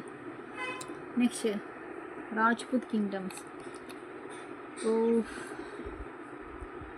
இப்போ 10th centuryயில் வந்து பார்த்திங்கன்னா அந்த டைமில் வந்து ரொம்ப பவர்ஃபுல்லாக இருந்த 2 ராஜ்புத் கிங்டம் வந்து அவங்களோட பவரை இருந்துட்டாங்க. ஒன்று வந்து ராஷ்டிரகூடர்ஸ், இன்னும் வந்து கூடிச்ச பிரத்திஹாரஸ். இந்த டைமில் யார் வந்து ரொம்ப 10th centuryயில் ரொம்ப பவர்ஃபுல்லாக இருந்தது பார்த்திங்கன்னா டெல்லியை சேர்ந்த டொமாராஸ், ராஜஸ்தானை சேர்ந்த சௌஹான், குஜராத்தை சேர்ந்த சோலங்கிஸ், மால்வா சேர்ந்த பரமராஸ், கன்னோஜை சேர்ந்த ககடவாலாஸ், புண்டல்கண்டை சேர்ந்த சண்டேலாஸ். அந்த டைமில் நார்த் இந்தியாவில் முக்கியமான டைனஸ்டியாக இருந்தது இவங்க மட்டும்தான். இப்போ வந்து தமிழ்நாட்டில் அந்த 10th centuryயில் அதே டைமில் யார் ரொம்ப ரொம்ப பவர்ஃபுல்லாக இருந்தாங்க 10th centuryயில் தான் சோழர்கள், லேட்டர் சோலாஸ். பாண்டியாஸ் வந்து அவங்களோட இதை இழந்துட்டாங்க. பாண்டியாஸ் வந்து பார்த்திங்கன்னா ஒரு 13th century ஆர் 12th centuryயில் தான் வந்து அவங்க பவருக்கு வந்தது. 13th century ஐ திங்க் நினைக்கிறேன். பட் அந்த 10th century ஐ மீன் 9th centuryலேருந்து அந்த 12th century வரைக்கும் சோழர்ஸ், லேட்டர் சோழர்ஸ் தான் வந்து தமிழ்நாட்டில் ரொம்ப பவர்ஃபுல்லாக இருந்தது. அவங்களுக்கு கீழே யார் இருந்தாங்க பார்த்தீங்கன்னா சேராஸ், பாண்டியாஸ், இவங்க எல்லாருமே ரொம்ப அடங்கி போய் தந்தாங்க. இந்த டைமில் தான் வந்து ராஜ்புத் நார்த் இந்தியாவில் யார் இப்போ பவர்ஃபுல்லாக இருந்ததுன்னா இந்த நான் சொன்ன இந்த டைனஸ்டிஸ் மட்டும்தான். சௌஹான் ரூலர்ஸ்லேயே வந்து பார்த்திங்கன்னா விக்ரஹராஜா, பிருத்திவிராஜ் சௌஹான், இவங்க தான் சௌஹான் ரூலர்ஸ்லேயே வந்து ரொம்ப பார்த்திங்கன்னா ரொம்ப பவர்ஃபுல்லானவங்க. பராமர டைனஸ்டியில் போச்சர், ககடவால கிங்கில் வந்து ஜெயச்சந்திரர், இப்போ நம்ம பார்த்தோம் பார்த்திங்கன்னா அவர், யசோவர்மன், சண்டேலாஸில் வந்து கீர்த்திவர்மன். இவங்க எல்லாருமே அவங்கவுங்க ஏரியாவில் ரொம்ப ஸ்ட்ராங்காக இருந்தவங்க தான் காட்டுறாங்க. நெக்ஸ்ட்டு மேலே பாக்ஸில் இருக்குது. இது வந்து கஜுராஹோ டெம்பிள் காம்ப்ளெக்ஸை பற்றி போட்டிருக்கு. இந்த கஜுராஹோ டெம்பிள் காம்ப்ளெக்ஸை யார் கட்டினது வந்து பார்த்திங்கன்னா பண்டல்கண்டஸ் வந்து சண்டேலாஸ். இவங்க தான் வந்து கஜுராஹோ இப்போ இருக்கிற டெம்பிள் காம்ப்ளெக்ஸை கட்டினது வந்து சண்டேலாஸுங்கிறத பாக்ஸில் போட்டிருக்காங்க. இது முக்கியமானது, இதை பார்த்துக்கணும். நெக்ஸ்ட்டு ராஜ்புத்ஸ் வந்து இவ்வளோ பவர்ஃபுல்லாக இருந்தும் அவங்க எப்படி வந்து இப்போ முகமது கோரி அந்த கோரி டைனஸ்டி கிட்ட எப்படி இவங்க தோற்று போனாங்கிறது காரணம் என்னென்னா ராஜ்புத்ஸ் கிட்ட வந்து கரேஜ் இருக்குது, ஸ்பிரிட் இருக்குது, நல்ல தைரியம் இருக்குது. பட் அவங்கள்ட்ட இருக்கிற என்னென்னா ஒற்றுமையில். நெக்ஸ்ட்டு வந்து பார்த்திங்கன்னா ட்ரக்ஸுக்கும் இவங்களுக்கும் என்ன வித்தியாசம் வந்து பார்த்திங்கன்னா வெப்பன்ஸை வந்து போரில் யூஸ் பண்ணுற விதம். இப்போ ராஜ்புத்ஸை விட இந்த ட்ரக்ஸு வந்து பார்த்திங்கன்னா ட்ரக்ஸ் அண்ட் பெர்ஷியன்ஸ் வந்து பார்த்திங்கன்னா ரொம்ப டிசிப்ளினாக இருப்பாங்க, ட்ரைனிங்கில் வந்து பயங்கரமாக இருப்பாங்க. பட் ராஜ்புத்ஸ் கிட்ட வந்து அந்தளவுக்கு அது இல்லை. அவங்கள்ட்ட வந்து ஒரு எல்லாமே வந்து ஒரு ஒழுங்குமுறை இருக்கும். வந்து ராஜ்புட்ஸ் கிட்ட இல்லாதனால தான் அவங்க தோற்று போனதுக்கு காரணமே. நெக்ஸ்ட்டு வந்து கெவல்ரி. டர்க்கிஷோட கெவல்ரி வந்து பார்த்திங்கன்னா இந்தியன் கெவல்ரியை விட ரொம்ப ரொம்ப சுப்பீரியராக இருக்கும். இப்போ ராஜ்புட்ஸ் எல்லாருமே வந்து பார்த்திங்கன்னா அந்த காலத்தில் வாரில் வந்து எலஃபண்ட் யூஸ் பண்ணுவாங்க. பட் வந்து டர்க்கிஷ் வந்து குதிரைகள் தான் அதிகமாக யூஸ் பண்ணுவாங்க. இப்போ குதிரைகள் வந்து என்ன, இப்போ வந்து ராஜ்புத் வந்து குதிரைகள் யூஸ் பண்ணி அதில் வந்து சண்டை போட்டாலுமே ராஜ்புட்ஸ் வந்து யானைகள் யூஸ் பண்ணி சண்டை போட்டாலுமே பட் டர்க்கிஷ் வந்து எல்லாருமே வந்து பார்த்திங்கன்னா குதிரைகள் யூஸ் பண்ணி சண்டை போடும்போதே வால் சண்டையை போடுவாங்க. அதிலே வில்லு வச்சு அம்பு வில் யூஸ் பண்ணி சண்டை போட்டு பயங்கர ரொம்ப டேலண்டடாக இருந்தாங்க.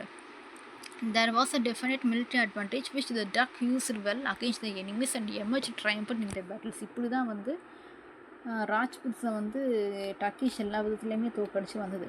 Next foundation of the Delhi சுல்தான். இப்போ வந்து முகமது கோரி வந்து இறந்துட்டார். எங்கே இறந்தார்னா சிந்து நதிக்கரையில் அவர் கொண்டுட்டாங்க அப்படிங்கிற மாதிரி நம்ம பார்த்தோம். இப்போ முகமது கோரிக்கு பதிலாக இந்தியாவில் வந்து அவரோட டெப்புட்டியாக யார் இருந்தார்னா குதுப்புதீன் ஐபக் இருந்தார்னு பார்ப்போம். இப்போ இந்த குதுப்புதீன் ஐபக் தான் டெல்லி த்ரோனை வந்து, அதாவது டெல்லியை வந்து கேபிட்டலாக எடுத்துக்கிட்டு இந்தியா வந்து ரூல் பண்ண ஆரம்பிச்சிது. இப்போ இந்த குதுப்புதீன் ஐபக் யாருக்கு வந்து அவருக்கு வந்து த்ரெட்டாக இருந்தது பார்த்திங்கன்னா அவரோட ஃபாதர்ல இல்திஸ் அப்படிங்கிறவர் பார்த்திங்கன்னா ரொம்ப த்ரெட் பண்ணிட்டு இருந்தாங்க. இப்போ இந்த ஸ்லேவ் டைனஸ்டியில் முக்கியமான ரூரல்ஸ் யார் யார் பார்த்திங்கன்னா குதுப்புதீன் ஐபக், இல்துத்மிஷ், பல்பன். இவங்க 3 பேரும் தான் இந்த ஸ்லேவ் டைனஸ்டியில் ரொம்ப முக்கியமான ரூலர்ஸ். இவங்க ஸ்லேவ் டைனஸ்டியை வந்து மேம்லக் டைனஸ்டின்னு சொல்லுவாங்க. ஏன் மேம்லக் டைனஸ்டின்னா மேம்லக் மீன்ஸ்னா ப்ராப்பர்ட்டி. இது வந்து ப்ராப்பர்ட்டிங்கிறது ஸ்லேவுக்கு இன்னொரு பேர் வந்து அரபில் வந்து டெசிக்னேஷன் வந்து ஸ்லேவ்னு சொல்கிற ப்ராப்பர்ட்டின்னு சொல்கிறனால இவங்க வந்து மேம்லக் டைனஸ்டின்னு சொல்லுவாங்க, ஸ்லேவ் டைனஸ்டின்னு சொல்லுவாங்க. இப்போ கொஸ்டின் பேப்பர் வந்து எப்படி கேட்பாங்க பார்த்தீங்கன்னா ஸ்லேவ் டைனஸ்டின்னு கொடுக்காம அந்த மேம்லக் டைனஸ்டின்னு கூட கேட்கலாம். இப்போ அந்த ஸ்லேவ் டைனஸ்டியோட பார்க்கலாம். குதுப்புதீன் ஐபக் எவ்வளோ நான் ரூல் பண்ணார் பார்த்தீங்கன்னா 1206 1210. குதுப்புதீன் ஐபக் வந்து ஃபஸ்ட்டு முகமது கோரிக்கிட்ட வந்து அடிமையாக தான் வந்தார். அந்த சின்ன பையனை அடிமையாக தான் வந்தார். அடிமையாக இருந்தாலுமே குதுப்புதீன் ஐபக்கோட வந்து அவரோட லாயல்ட்டி, அவரோட எபிலிட்டி, அவரோட மிலிட்ரி எல்லாமே வந்து பார்த்ததுக்கப்புறம் அவரோட டேலண்ட்டை பார்த்துட்டு அவர் வந்து வைஸ்ராய் கொடுத்து இந்தியாவில் ஜெயிச்ச எல்லா ப்ரொவின்ஸையும் இவர்கிட்ட கொடுத்து பார்த்துக்குன்னு சொல்லி கொடுத்துட்டாரு. இவருக்கு குதுப்புதீன் ஐபக்கு ஹெல்ப்பாக யார் இருந்தார் பார்த்தா முகமது பின் பக்தியார் கல்ஜி அப்படிங்கிறவர். இந்த பக்தியார் கல்ஜி அப்படிங்கிறவர் பார்த்திங்கன்னா இவர் தான் வந்து குதுப்புதீன் ஐபக்கோட சேர்ந்து பீகார் அண்ட் பெங்காலை வந்து கன்கயர் பண்ணிட்டாங்க. போர் செஞ்சு அதை அவங்க கண்ட்ரோலுக்கு கொண்டுட்டு வந்தார். இந்த டைமில் குதுப்புதீன் ஐபக் வந்து இந்த மாதிரி குதுப்புதீன் ஐபக்கும் பக்தியார் கல்ஜியும் சேர்ந்து இந்தியாவில் வந்து இது பண்ணது. குதுப்புதீன் ஐபக் 1206 1210 வரைக்கும் ரூல் பண்ணார். 1210 அவர் எப்படி இறந்தார் பார்த்திங்கன்னா லாகூரில் ஹார்ஸ் போலோ சாகன் விளையாடும்போது அவர் வந்து இறந்துட்டார் குதுப்புதீன் ஐபக். இந்த பக்தியார் கல்ஜி தான் யார் பார்த்திங்கன்னா நலந்தா யூனிவர்சிட்டியை வந்து ஒரு ஆர்மி கேம்ப்புன்னு தப்பாக நினச்சி அதை வந்து நலந்தா யூனிவர்சிட்டியை வந்து டோட்டலாக வந்து நெருப்பு வச்சு கொளுத்தி டிஸ்ட்ராய் பண்ணி இது பண்ணது. கிட்டத்தட்ட அந்த நலந்தா யூனிவர்சிட்டி இது பண்ணுறதுக்கே கிட்டத்தட்ட எரிஞ்சு முடிகிறதுக்கே 3 நாள் 4 நாளும் ஆச்சு அப்படின்னு சொன்னாங்க, கேள்விப்பட்டிருக்கேன். நெக்ஸ்ட்டு குதுப்புதீன் ஐபக் 1210 அவர் இறந்ததுக்கப்புறம் அவருக்கப்புறம் யார் வந்ததுன்னு பார்த்தீங்கன்னா இல்துத்மிஷ் அப்படிங்கிறவர் வந்து பார்த்திங்கன்னா குதுப்புதீன் ஐபக்கோட ஸ்லேவ். அவர் வந்து டர்க்கிஷ். இல்துத்மிஷ்ங்கிறது இல்பரி டர்க். இப்போது குதுப்புதீன் ஐபக்கிட்டே நிறைய எலிட் ஸ்லேவ்ஸ் இருந்தாங்க. அவங்க எல்லாருமே வந்து பார்த்திங்கன்னா வேறு இதை சேர்ந்தவங்க, வேறு டைனஸ்டின்னு கிடையாது, வேறு கண்ட்ரி வேறு ஊரை சேர்ந்தவங்க எல்லாருமே வந்து பார்த்தீங்கன்னா டர்க்கிஷ் மங்கோல் ஆன்செஸ்ட்ரி சேர்ந்தவங்க. இவங்க எல்லாம் டெல்லிக்கு வந்து யாருனா கொண்டுட்டு வந்தாங்க வந்து பார்த்திங்கன்னா மெர்ச்சன்ட்ஸ், வணிகர்கள் மூலமாக வந்து டெல்லிக்கு கொண்டுட்டு வந்தாங்க. எங்கேருந்து? புக்காரா, சமர்கண்ட் அண்ட் பாக்தாத். இதுதான் முக்கியமான ட்ரேட் சென்டர் அந்த டைமில். இவங்க எல்லாருமே வந்து பார்த்திங்கன்னா இல்துத்மிஷ் இந்த ஸ்லேவ்ஸ்க்கு எல்லாருக்குமே வந்து பார்த்தீங்கன்னா டர்க்கிஷ் ஸ்டேட்டில் தான் கொடுத்து வச்சுருந்தாரு. இல்துத்மிஷோட வந்து மிலிட்ரி ஸ்லேவ்ஸ், அதாவது எலைட் மிலிட்ரி ஸ்லேவ்ஸ் வந்து பண்டகன்னு சொல்லுவாங்க. அந்த இவங்கெல்லாம் வந்து எலைட் மிலிட்ரி ஸ்லேவ்ஸை வந்து ஜென்ரலாகவும் கவர்னராகவும் ஜென்ரலாகவும் போஸ்ட்டை வந்து அப்பாயிண்ட் பண்ணுவாங்க.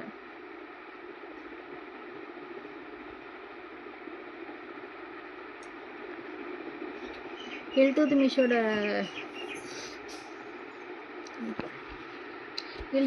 வந்து டெல்லி த்ரோனை வந்து எடுத்துக்கிட்டாலும் இல்துத்மிஷ் வந்து குதுப்புதீன் ஐபக் ஸ்லேவான இன்னொரு பக்கம் வந்து பார்த்திங்கன்னா அவரோட குதுப்புதீன் ஐபக்கோட சன்னின்ல இவர் வந்து டெல்லியை வந்து ஏன் வந்து இது பண்ணார்னா, குதுப்புதீன் ஐபக்கோட பையன் ஆரம் ஷா அவர் அந்தளவுக்கு வந்து ஒரு டிசர்விங்கான கேண்டிடேட்டாக அவர் இல்லாததுனால அவருக்கு தான் இல்துத்மிஷ் வந்து வந்தார். இல்துத்மிஷ் உள்ள வட்டப்போ ராஜ்புட்ஸ் வந்து குவாலியர், ராந்தபூர், அஜ்மீர், ஜலூர் இந்த டைமில் வந்து ராஜ்புட்ஸ் வந்து ரொம்ப பிரச்சனை பண்ணிகிட்டு இருந்தாங்க, ரிபலியன்ஸை க்ரியேட் பண்ணிகிட்டு இருந்தாங்க. இதெல்லாம் வந்து இந்த சேலஞ்சை வந்து overcame the challenge of Nasiruddin Qabacha in லாகூர் அண்ட் முல்தான். ராஜ்புட்ஸையும் சமாளிக்க வேண்டியதாக இருந்தது. லாகூர் அண்ட் முல்தானில் வந்து பார்த்திங்கன்னா நசுருதீன் கபாச்சா அந்த ரூலரோட அவரும் வந்து பிரச்சனை பண்ணிகிட்டு இருந்தார். பெங்கால் கவர்னர் அலிவர்தன் அப்படிங்கிறவரும் பார்த்தோன்னா இவருக்கு அகேன்ஸ்டாக பிரச்சனை கொடுத்துட்டு இருந்தார்.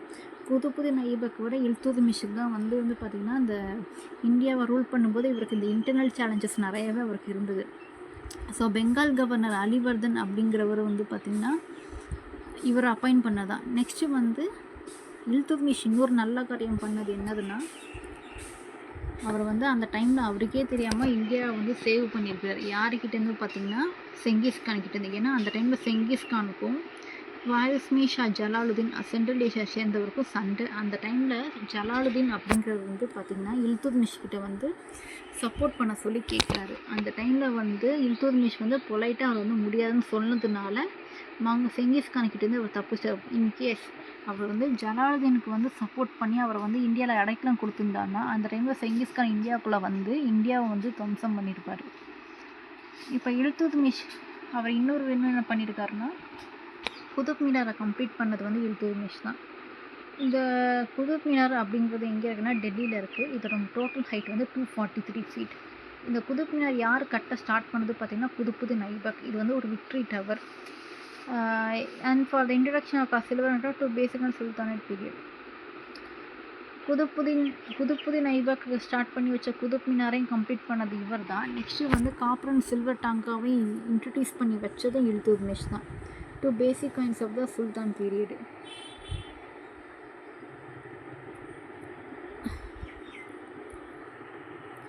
இல்துத்மிஷுக்கு அப்புறம் வந்து பார்த்திங்கன்னா சக்ஸஷன் வந்து ரொம்ப ஸ்மூத்தாக இல்லை. ஏன்னா அவருக்கு அடுத்து வந்து பார்த்திங்கன்னா இல்துத்மிஷுக்கு அப்புறம் வந்து அவரோட ஒரு பையன் வந்தார். இல்துத்மிஷோட டாட்டர் ரஷ்யா சுல்தானா வந்தாங்க. அவங்களுக்கு அடுத்து இன்னொரு பையன் வந்தாங்க. அதுக்கடுத்து இல்துத்மிஷோட பேரை வந்தாங்க. எல்லாமே வந்து பார்த்திங்கன்னா இந்த 1236 1246 இந்த 10 வருஷத்துக்குள்ளே வந்து பார்த்திங்கன்னா ராஜ்யத்துக்குள்ளே யார் வந்து டெல்லியை வந்து அரசாள்றதுங்கிற ஒரு பிரச்சனை அவங்களுக்குள்ளே வந்தது. லாஸ்ட்டாக வந்து பார்த்திங்கன்னா ஃபைனலி இல்துத்மிஷோட youngest son Nasir Aldin Mohammed II, அதாவது முகமது II அப்படிங்கிறவர் வந்து 1246 1266 வரைக்கும் அவர் ரூல் பண்ணார்.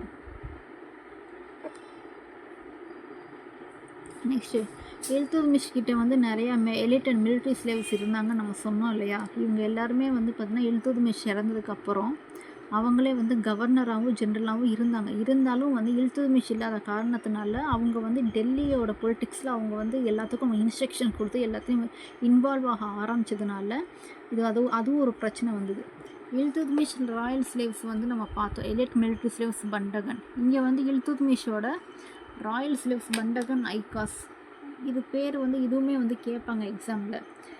மிலிட்ரி ஸ்லேவ்ஸ் வந்து பண்டகன், ராயல் ஸ்லேவ்ஸ் வந்து பண்டகன் ஐகாஸ், ரீப்ளேஸ்டு பை த ஜூனியர் பண்டகன். இந்த லேட்டர் வேணா ஒரு பாஸ்டர் ஸ்பெஷல்.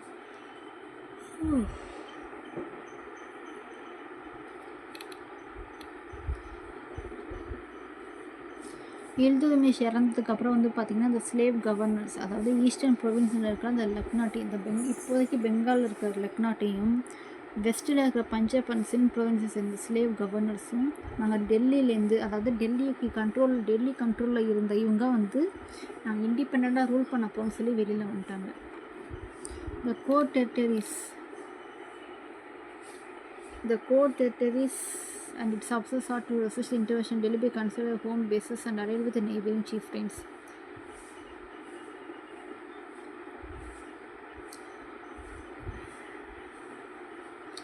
இப்போ வந்து யங்கஸ்ட் சன் முகமது II அப்படிங்கிற 1246 1266 வரைக்கும் அவர் ரூல் பண்ணான்னு பார்த்தோம்.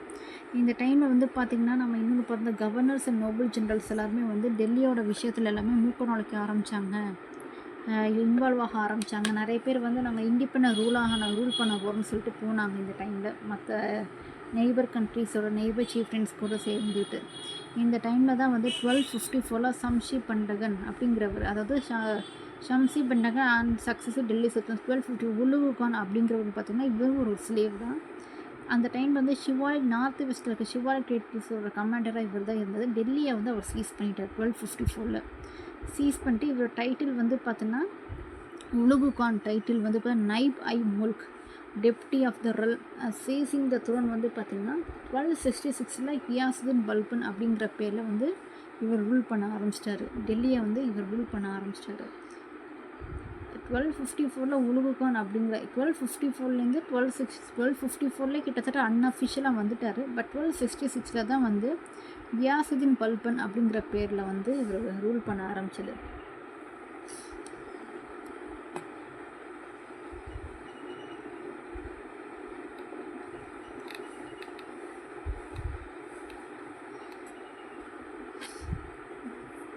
பல்பன் இவர் எத்தனை வருஷம் ரூல் பண்ணால் 1266 1287 வரைக்கும் ரூல் பண்ணார்.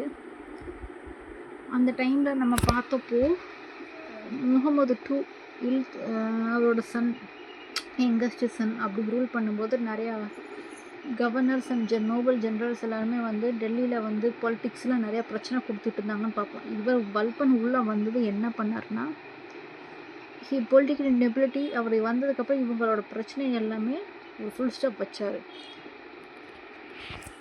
இவர் வந்து எப்படி மிலிட்ரி பிரச்சனை பண்ணார்னா யாரெல்லாம் எந்த கவர்னர் எந்த நோபல்ஸ்லாம் பிரச்சனை கொடுத்துட்டாங்களோ அவங்களாம் அடிக்கடி வந்து மிலிட்ரி கேம்பெயின் கான்ஸ்டன்ட் மிலிட்ரி கேம்பெயின்னா ஒரு ஒரு எப்படி சொல்கிறது கேம்பெயின் தான் நம்ம கேள்விப்பட்டிருப்போமே, ஒரு அந்த மாதிரி ஒரு அடிக்கடி வந்து ஒரு மாதிரி ஃபாரஸ்ட் வந்து கிளியர் பண்ணாங்க, புதுசாக ரோடு கோட்டைகள்லாம் கட்டினாங்க, டீஃபாரஸ்ட் லேண்டட் எல்லாமே வந்து பார்த்திங்கன்னா அந்த ஆஃப்கன்ஸ் எல்லாருமே அந்த இடத்துல சோல்ஜர்ஸ் புதுசாக இருப்பாங்க பார்த்திங்களா, அவங்களுக்குலாம் வந்து அந்த லேண்டை கொடுத்தாங்க.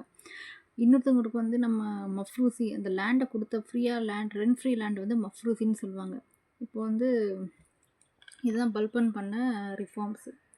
நெக்ஸ்ட்டு வந்து Balban problem of law and order அப்படின்னா பல்பன் வந்து பவருக்கு வரும்போது கங்கா ஜமுனா அண்ட் டோப் ரீஜனில் வந்து பார்த்திங்கன்னா லா அண்ட் ஆர்டர் ரொம்ப மோசமாக இருந்துச்சு. யார் வந்து அந்த இடத்துல ரொம்ப இடைஞ்சலாக இருந்தாங்கன்னா ராஜ்புத் ஜமீன்தாரும் மியாஸுங்கிறது Muslim community from north west region. இவங்க எல்லாருமே வந்து இந்த மியாஸ் கம்யூனிட்டி வந்து மேவட் ரீஜனில் வந்து சுற்றி இருந்தாங்க.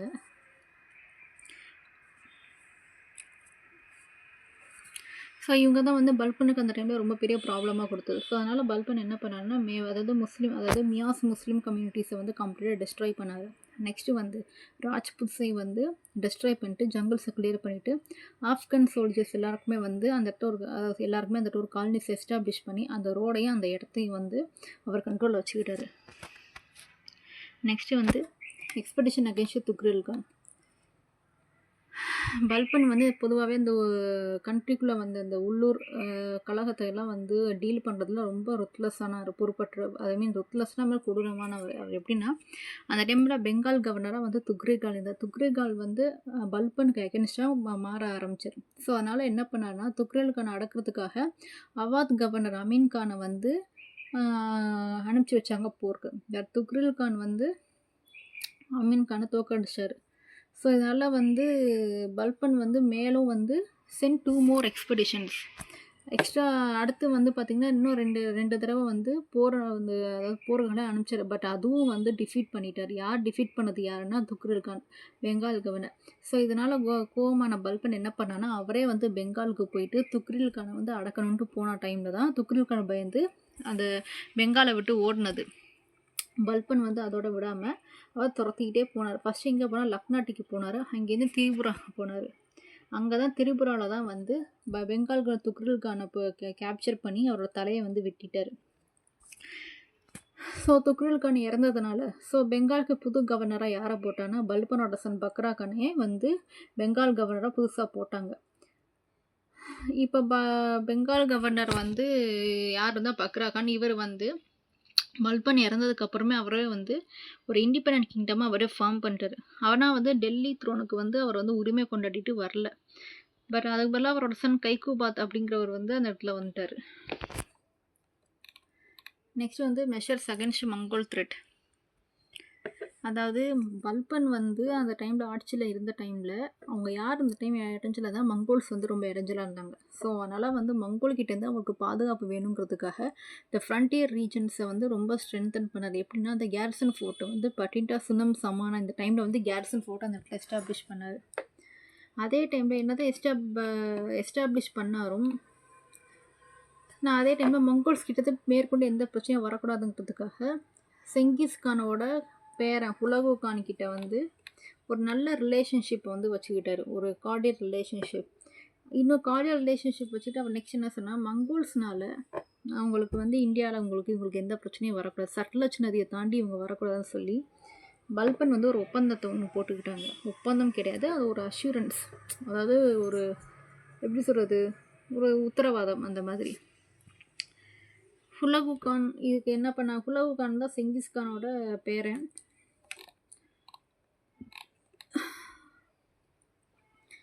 ஸோ 2 பேருக்கு நடுவில் ஒரு கார்டியல் நல்ல ஒரு ரிலேஷன்ஷிப் இருந்தது. இந்த நடுவில் ஹுலகு கான் என்ன பண்ணார்னா 1259 டெல்லியில் வந்து ஒரு குட்வில் மிஷனை வந்து சென்ட் பண்ணார். பல்பனோட சன் வந்து முகமது கான் அவர் தான் வந்து பார்த்திங்கன்னா நெக்ஸ்ட்டு வந்து முல்தானோட கவர்னராக அவர் வந்து அப்பாயிண்ட் பண்ணார். இது எதுக்காக வந்து போட்டார்னா பெங்கால் கிட்டேருந்து அவங்களுக்கு மேற்கொண்டு எந்த பிரச்சனையும் வரக்கூடாதுங்கிறதுக்காக முகமது கான் வந்து முல்தான் கவர்னரை அப்பாயிண்ட் பண்ணார். 1286 வந்து பல்பன் வந்து இறந்துட்டார். நெக்ஸ்ட்டு வந்து இதுக்கப்புறம் தான் கல்ஜிஸ் வந்தாங்க. இப்போ ஸ்லேவ் டைனஸ்டியோட 3 எம்பரர்ஸ் வந்து நம்ம பார்த்தோம், 3 ரூலர்ஸ் வந்து குதுபுதீன் ஐபக், இல்துத்மிஷ், பல்பன். இப்போ இதோட ஸ்லேவ் டைனஸ்டி முடிஞ்சது. நெக்ஸ்ட் வந்து கில்ஜி டைனஸ்டிஸ். கில்ஜி டைனஸ்டிஸோட பீரியட் வந்து பார்த்தீங்கன்னா 1290 இந்த 1320. ஸ்லேவ் டைனஸ்டி 1206 1286 வரைக்கும், ஆமாம் 1206 1287 வரைக்கும். இதில் வந்து கல்ஜிஸ் 1290 1320 வரைக்கும். இதில் வந்து ஜலாலுதீன் கில்ஜி வந்து 1290 1296 வரைக்கும். பல்பன் வந்து கைகுபாத்தை வந்து ரூல் பண்ணாங்க பார்த்தீங்களா, அதாவது பல்பனோட சன் அந்த ஒருத்தர் பார்த்தீங்களா அந்த பெங்கால் கவர்னர் பக்ரா கான், அவர் வந்து டெல்லி தூணுக்கு கிளைம் பண்ணாததுனால அவரோட சன் கைகுபாத் வந்து டெல்லி தூணுக்கு வந்தாலுமே அவரால் கரெக்டாக வந்து ரூல் பண்ண முடியலை. ஸோ அதனால் வந்து அவர் 3 year old சன் கேமரை வந்து த்ரோனில் வச்சு, அதாவது சொல்லுவாங்க இப்போ டிஃபேக்ட் ரூலராக வந்து ரூல் பண்ணிகிட்டு இருந்தாங்க. அந்த டைமில் தான் நியூ லீடர் மாலிக் ஜலாலுதீன் கல்ஜி அப்படிங்கிறத ஆர்மி கமாண்டர் வந்தவர். அந்த இடத்துல வந்து அவர் வந்து சுப்ரீமாக எமர்ஜ் ஆக ஆரம்பிச்சார். இந்த டைமில் வந்து அவர் 3 year old சனுக்கு, அதாவது பல்பனோட சன் கைகுபாத் வந்து பேருக்கு தான் அவர் அரசர் இருந்தார். பட் அந்த டைமில் ஃபுல் கண்ட்ரோல் இல்லாமல் அவர் ஜலாலுதீன் கில்ஜி கையில் தான் எல்லாமே இருந்தது. கொஞ்ச நாள்லே வந்து கைகுபாத்தை வந்து கொலை பண்ணிவிட்டு ஜலாலுதீன் வந்து டெல்லி த்ரோனை அவர் வந்து எடுத்துக்கிட்டார். ஜலாலுதீனால தான் டெல்லி த்ரோனை வந்து டெல்லி ரூலராக அவர் மாறினாலுமே அவர் வந்து ஒரு ஆஃப்கன் அப்படிங்கிறதுனாலேயே வந்து யாருமே அவர் வந்து ஏற்றுக்கல. அவருக்கு நிறைய அப்போசிஷன் வந்தது. பொதுவாகவே வந்து இதுக்கு முன்னாடி வந்தவங்க எல்லாரும் வந்து டர்க்ஸை மட்டும்தான் வந்து அவங்க இந்தியாவில் வந்து ரூலர்ஸாக வந்து ஏற்றுக்கிட்டாங்க. பட் ஆஃப்கனை ஏற்றுக்கல. ஸோ இருந்தாலுமே வந்து ஜலாலுதீன் கில்ஜி வந்து அவரும் வந்து டர்க்ஸ் தான். பட் என்னென்னா ஆப்கானிஸ்தானில் செட்டில் ஆன வந்து ஒரு டர்க்ஸ். ஸோ இருந்தாலும் அது ஒரு ரீசனாக வச்சு அவர் அதை ஏற்றுக்கிட்டாங்க. Jalaluddin won many battles and even in old age he march out against the Mongol hordes and successfully halt the entry into India 1292. Mongol threats இருந்தாலும் ஜலாலுதீன் கில்ஜி இருந்தப்போவும் மங்கோல் த்ரெட்ஸ் இருந்துச்சு நம்ம பார்த்தோம் இல்லையா. அந்த டைமில் அவர் வந்து மங்கோல்ஸ்க்கு எதிராக ரொம்ப போராடி சண்டை போட்டு அவங்களோட என்ட்ரியை 1292 அவங்க என்ட்ரியை மொத்தமாக வந்து ஸ்டாப் பண்ணிட்டாரு.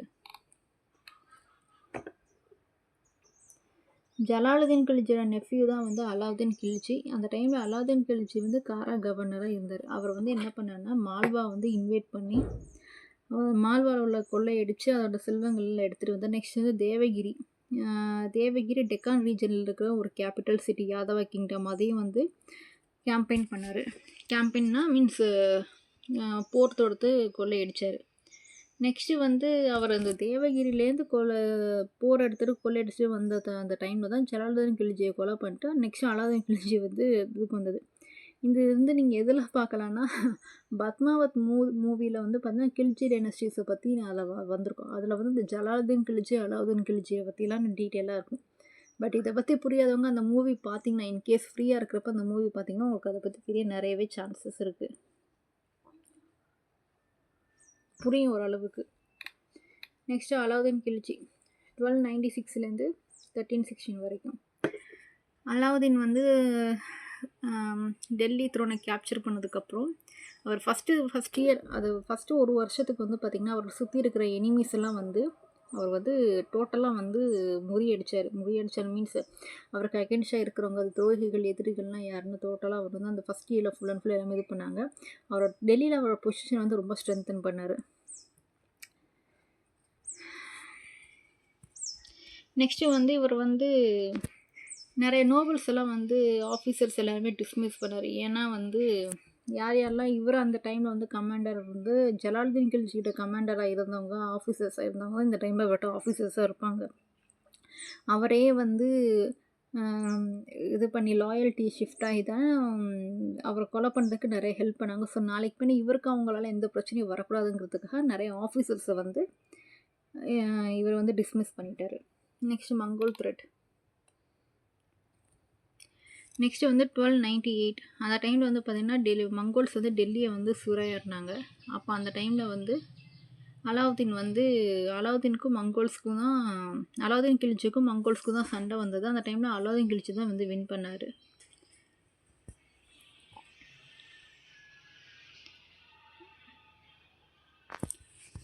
பட் வந்து என்ன தான் மங்கோல்ஸ் திரும்ப ரிட்டர்ன் ஆன தோற்று போனாலும் திரும்ப மறுபடியும் ரிட்டர்ன் ஆனப்போ டெல்லி பீப்புள்ஸ் எல்லாருமே வந்து இவங்களால் மங்கோல்ஸ்னால எந்த பிரச்சனையும் வரக்கூடாதுன்னு சொல்லி எல்லாமே வேறு இடத்துல போய் அடைக்கலம் போட்டுட்டாங்க.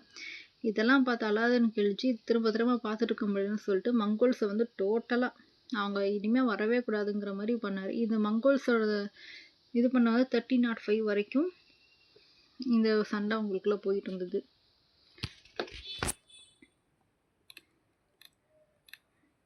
The last major Mongol incursion வந்து பார்த்தா 1307 1308.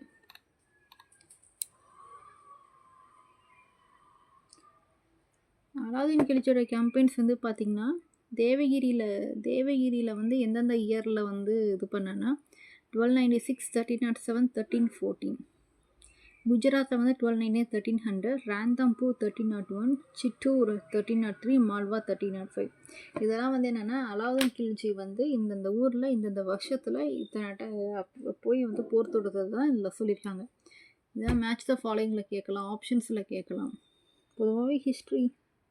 ஸோ இது முக்கியமாக ஹிஸ்ட்ரியில் வந்து இந்த மாதிரினால இதை தான் ஃபஸ்ட்டு மெயினாக கேட்பாங்க. இதுதான் நம்ம எக்ஸாம் பாயிண்ட் ஆஃப் வியூவில் நம்ம இதுதான் ரொம்ப நல்லா மெமரி பண்ணி வச்சுக்கணும்.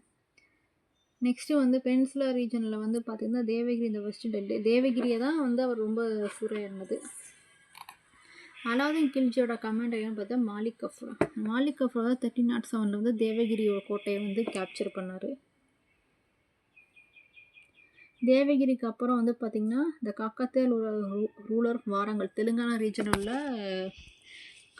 வாரங்களை வந்து 1309 வந்து மாலிக் கஃபூர் வந்து பீட் பண்ணார். 1310 வந்து வீர பல்லாலா தேவத்ரி அப்படிங்கிற சரண்டர் ஆகிட்டு அவங்களுக்கு எல்லா ட்ரிபியூட்டு எல்லாம் கொடுக்க ஆரம்பிச்சிட்டாங்க. நெக்ஸ்ட்டு மாலிக் கஃபூர் இங்கே வந்தார்னா தமிழ்நாட்டுக்கு மதுரைக்கு வந்தார். மதுரை மட்டும் வரல, சிதம்பரம், மதுரை, ஸ்ரீரங்கம் இங்கெல்லாம் வந்தார். இங்கெல்லாம் வந்து கொள்ளை அடிச்சுட்டு இங்கே உள்ள சொத்துக்களை அபகரிச்சுட்டு மாலிக் கஃபூர் டெல்லிக்கு ரிட்டர்ன் ஆனது 1311.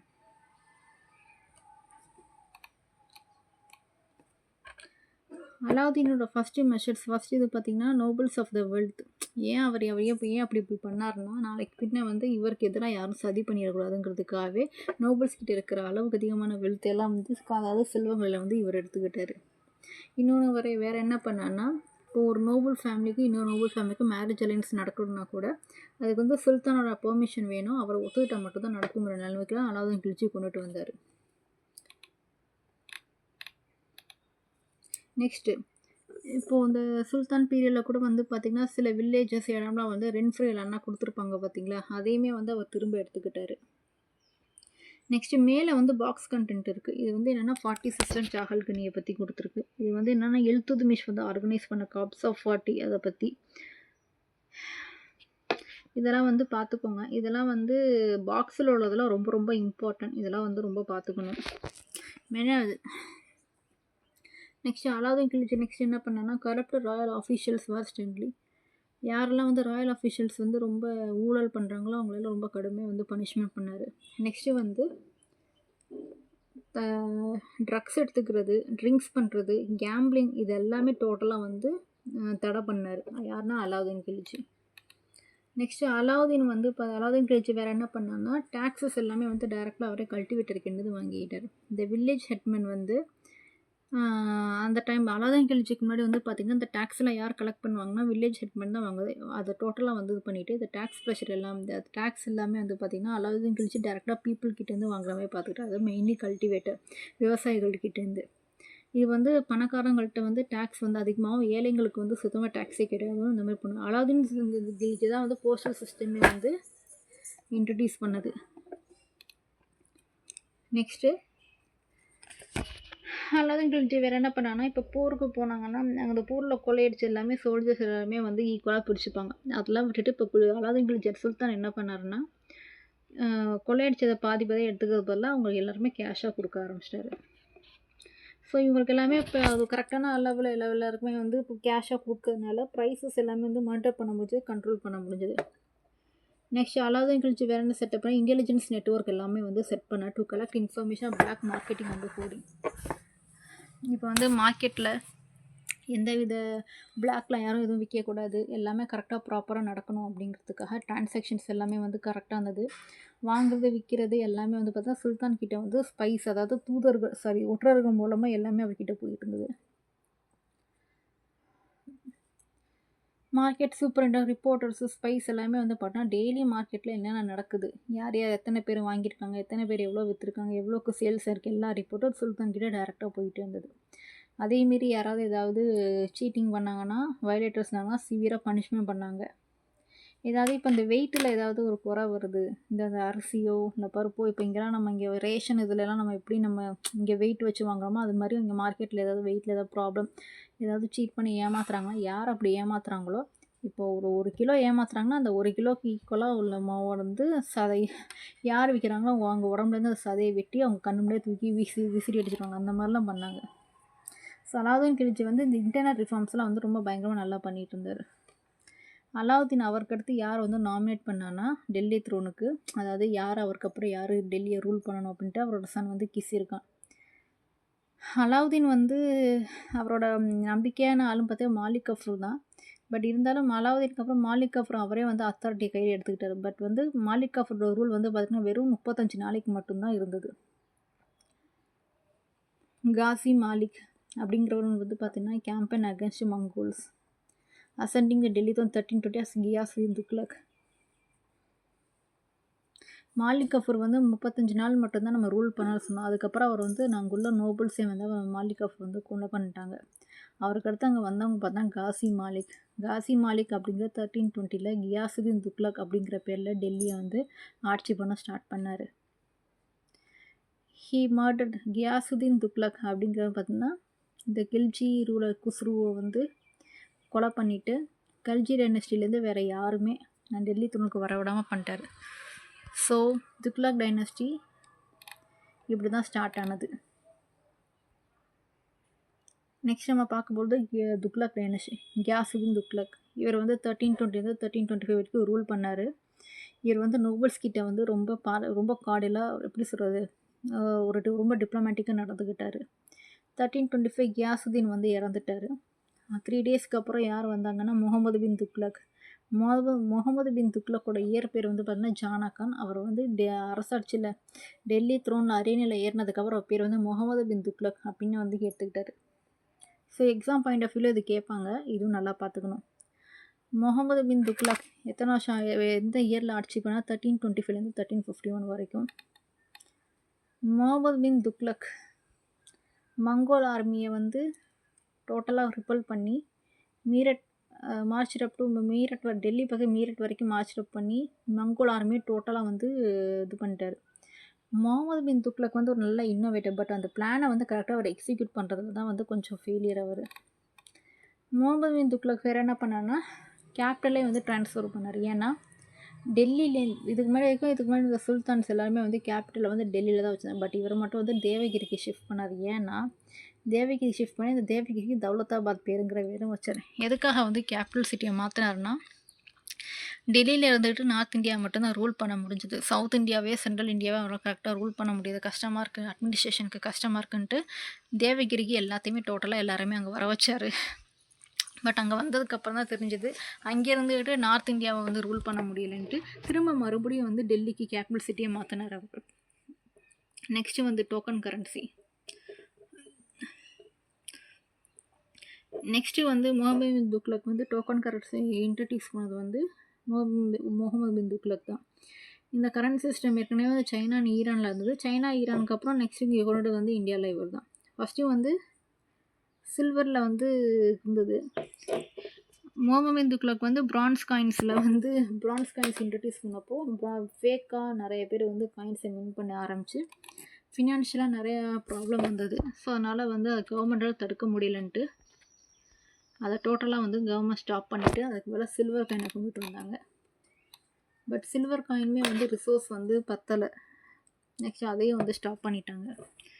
சுல்தான் அதாவது முகமது பின் துக்ளக் வந்து பார்த்திங்கன்னா கல்டிவேஷனை வந்து அதாவது அக்ரிகல்ச்சருக்கு ரொம்பவே வந்து இம்பார்ட்டன்ஸ் கொடுத்துட்டு கல்டிவேஷனை வந்து எக்ஸ்பேண்ட் பண்ணணும் அப்படின்னாரு. பட் இதுவும் வந்து ஃபெயிலியர் ஆகிடுச்சு. இதனால தான் டோப் ரீஜனில் வந்து இது வந்தது, ஃபெமைன் வந்தது. நெக்ஸ்ட்டு இது வந்து டிபார்ட்மெண்ட்டுக்குனே வந்து அக்ரிகல்ச்சர் டிபார்ட்மெண்ட்டுக்குனே தனியாக வந்து ஒரு அக்ரிகல்ச்சருக்கு தனியாக டிபார்ட்மெண்ட் க்ரியேட் பண்ண. அது பேர் வந்து என்ன, திவானாய் அமீர் கோயி. இதை வந்து இந்த இது கேட்பாங்க, இதை யார் கொண்டுட்டு வந்தது, இதை யார் க்ரியேட் பண்ணி என்ன டிபார்ட்மெண்ட்னு கேட்பாங்க. இதை நம்ம பார்த்துக்கணும். இது எதுக்கு ஆனால் லோன்ஸ் கொடுக்குறது, விவசாயிகளுக்கு லோன் கொடுக்குறது.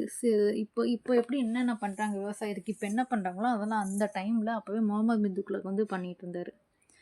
ஆஃபீஸர்ஸ்லாம் அப்பாயின்ட் பண்ணி கரெக்டாக எல்லோரும் விவசாயம் கரெக்டாக நடக்குதா என்ன, ஏதாவது பயிர்களுக்கு ஏதாவது பாதுகாப்பு நடக்குது கரெக்டாக இருக்கா, கொடுக்குறாங்களா என்னன்ட்டு.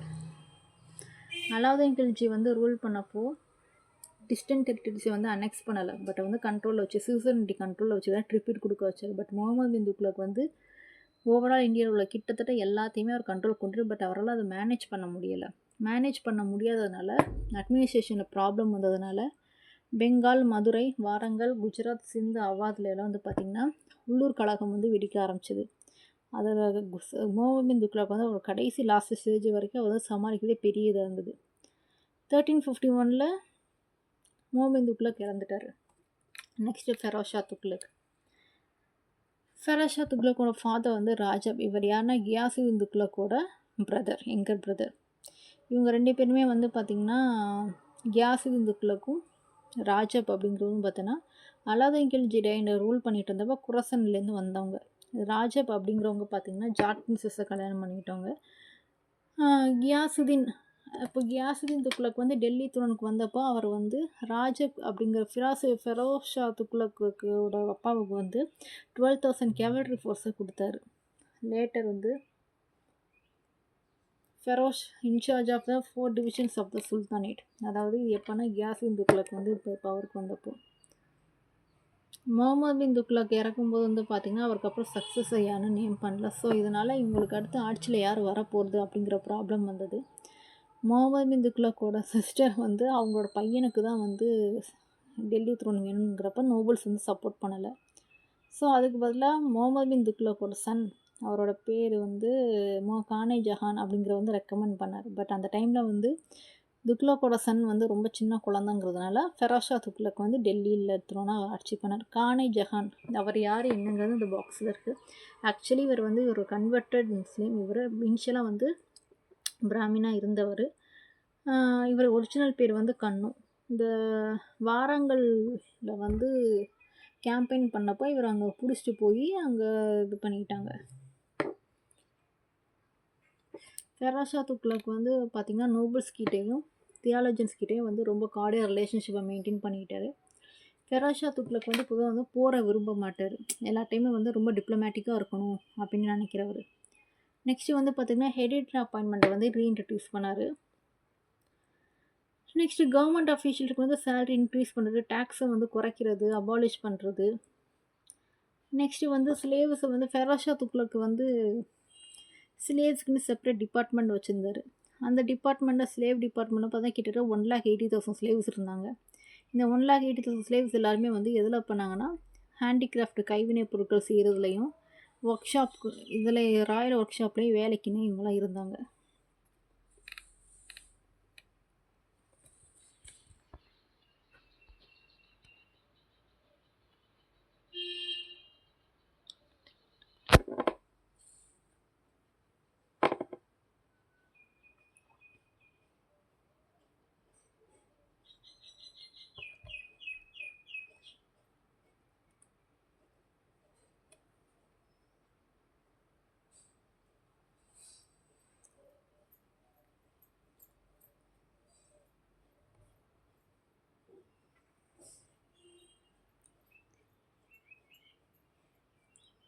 நெக்ஸ்ட்டு வந்து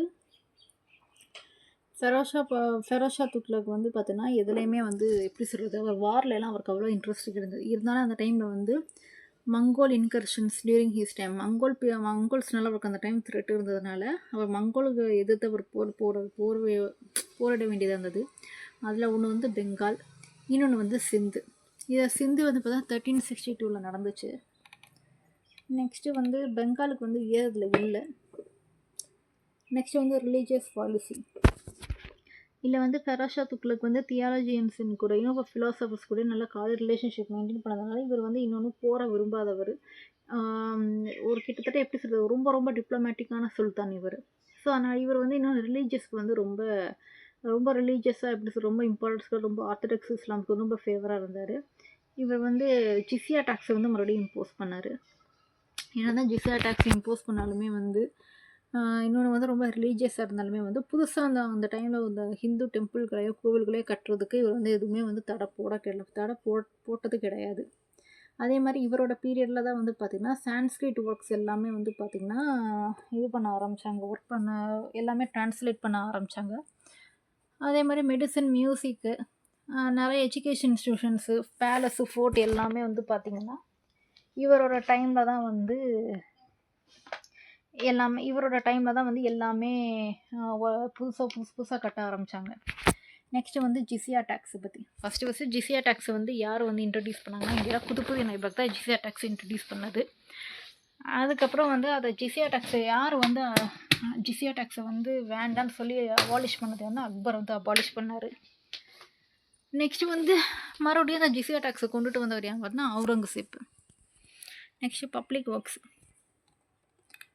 ஃபெரோஷா துக்ளக் வந்து பார்த்தீங்கன்னா நிறைய இரிகேஷன் ப்ராஜெக்ட்ஸ்லாம் நிறைய பண்ணியிருக்காரு. இவர் வந்து பார்த்தீங்கன்னா சட்லஜ் ரிவர்லேருந்து ஹன்சி வரைக்கும் வந்து பார்த்திங்கன்னா ஒரு கேனல் வந்து டிக் பண்ணியிருக்காரு. அனதர் கேனல் வந்து பார்த்திங்கன்னா யமுனை ரிவரில் வந்து இது பண்ணியிருக்கிறாரு. நெக்ஸ்ட்டு இவரோட பீரியடில் தான் வந்து ஹெரிடிட்டரி அப்பாயின்மெண்ட் வந்து புதுசாக கொண்டுட்டு வந்தாங்க. அதனால் வந்து பார்த்திங்கன்னா இவரோட வந்து அட்மினிஸ்ட்ரேஷன், ஆர்மி எல்லாமே வந்து டெல்லி சுல்தானேட்டை வீக்கன் பண்ண ஆரம்பிச்சிடுச்சு. ஃபெரோஷா துக்ளக் இறந்த 6 வருஷத்துக்கே வந்து பார்த்திங்கன்னா 4 ரூலர்ஸ் வந்து சக்சீட் பண்ண ஆரம்பித்தாங்க. Next Timur invasion. இந்த லாஸ்ட் துக்ளக் ரூலர் யார் பார்த்தா நசீருதீன் முகமது ஷா. இவரோட வருஷம் 1394-1412.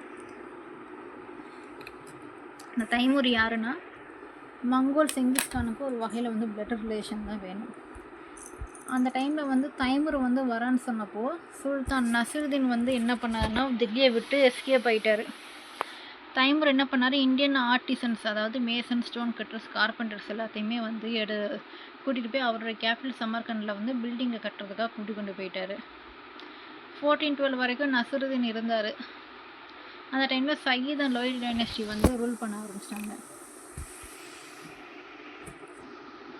சையத் டைனஸ்டி அப்படின்னா 1414-1451 வருஷம் ரொம்ப முக்கியம், அதுதான் பார்த்துக்கணும். தைமூர் இந்த டைமில் வந்தப்போ கிசிர் கானை வந்து இந்தியாவோட டெப்புட்டி அப்பாயிண்ட் பண்ணிவிட்டு அவர் போயிட்டார். கிசிர் கான் தான் டெல்லியில் வந்து டெல்லி த்ரோனை சீஸ் பண்ணிவிட்டு சையத் டைனஸ்டியை வந்து எஸ்டாப்ளிஷ் பண்ணதே கிசிர் கான் தான். இவர் வந்து 1414 1451 வரைக்கும் சயீத் டைனஸ்டி இருந்தது. சயீத் டைனஸ்டி வந்து மொத்தம் 4 சுல்தான்ஸ் வந்து இருந்திருக்காங்க.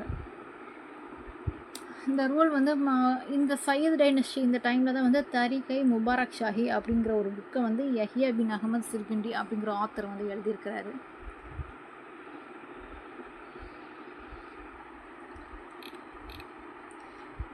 நெக்ஸ்ட்டு மேலே பாக்ஸில் கண்டென்ட் இருக்குது பாருங்கள். சையத் டைனஸ்டியில் வந்து ஆலம் ஷா பற்றி போட்டிருக்காங்க. இவர் என்ன பண்ணியிருக்காருன்னா, இந்த டெல்லியோட சுல்தானேட் ஹிஸ்ட்ரியிலே வந்து எனக்கு வந்து இந்த த்ரோனே வேணாம், சின்ன டவுனில் போய் நான் வந்து ஃப்ரீயாக எப்படி சொல்கிறது நிம்மதியாக இருக்கப்போன்னு சொல்லிட்டு போனவர் வந்து ஆலம் ஷா அப்படின்றது.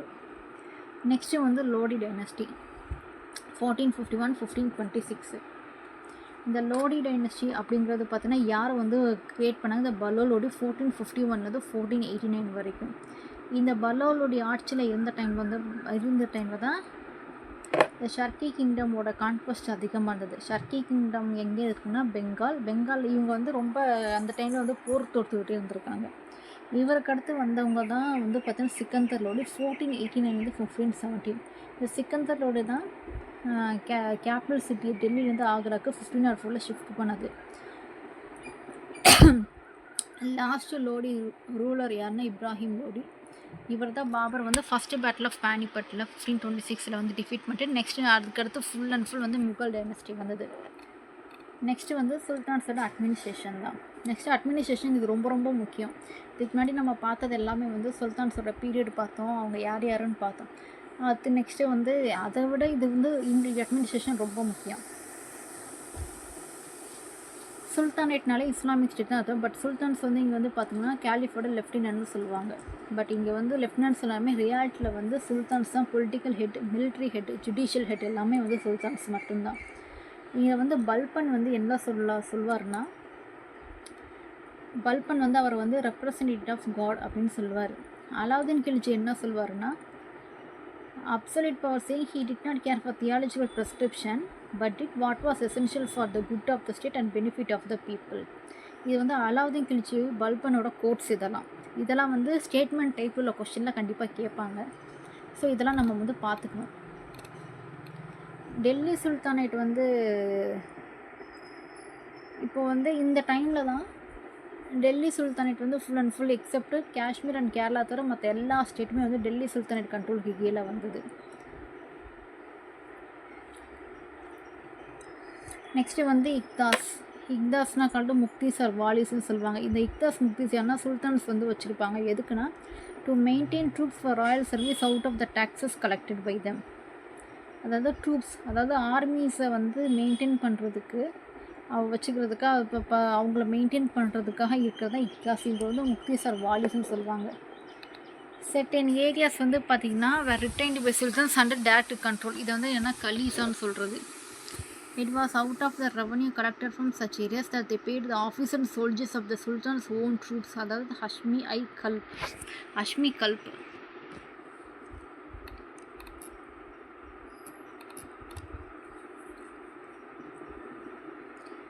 நெக்ஸ்ட்டு வந்து பார்த்திங்கன்னா tax rent.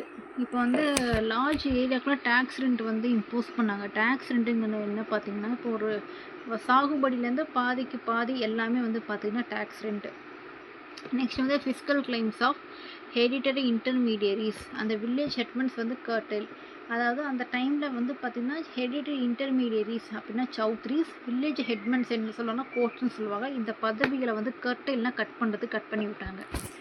The pressure for larger tax realization provoked severe agrarian uprising, notably two of near Delhi 1332-1334. 1332லேருந்து 34 வரைக்கும் வந்து பார்த்திங்கன்னா டெல்லி டூஆப் ரீஜனில் வந்து அக்ரிகல்ச்சர் ரிலேட்டடாக வந்து ஒரு விவசாய கிளர்ச்சி வந்து எழுந்துச்சு. முகமது பின் துக்ளக் அப்படிங்கிறது பார்த்தீங்கன்னா அக்ரிகல்ச்சர் டிபார்ட்மெண்ட்டுக்குன்னு செப்பரேட்டாக ஒரு டிபார்ட்மெண்ட்டுக்கு வச்சுருந்தாரு பார்த்தோம். அது எங்கேன்னு பார்த்தீங்கன்னா டூஆப் ரீஜன் டெல்லியில். இது வந்து based on supply of credit to the பீசன்ட்ஸ்.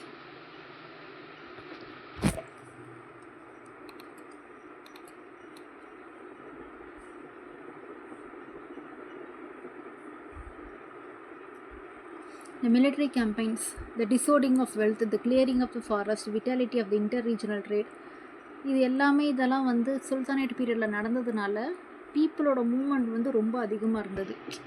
ஒரு created vast network of intellectuals religious minded. அதுக்கடுத்து social hierarchies made social hierarchies and settlements sultanate garrison towns. அதாவது through the 14th century the Sultanate sought to control its increasing diverse population through its provincial governor முக்தி. அதாவது 14th centuryயில் வந்து அதாவது population diverse ஆகிறத control பண்ணுறதுக்காக provincial governor கையில் எல்லாமே கண்ட்ரோலில் கொடுத்துருந்தாங்கன்றத சொல்கிறாங்க.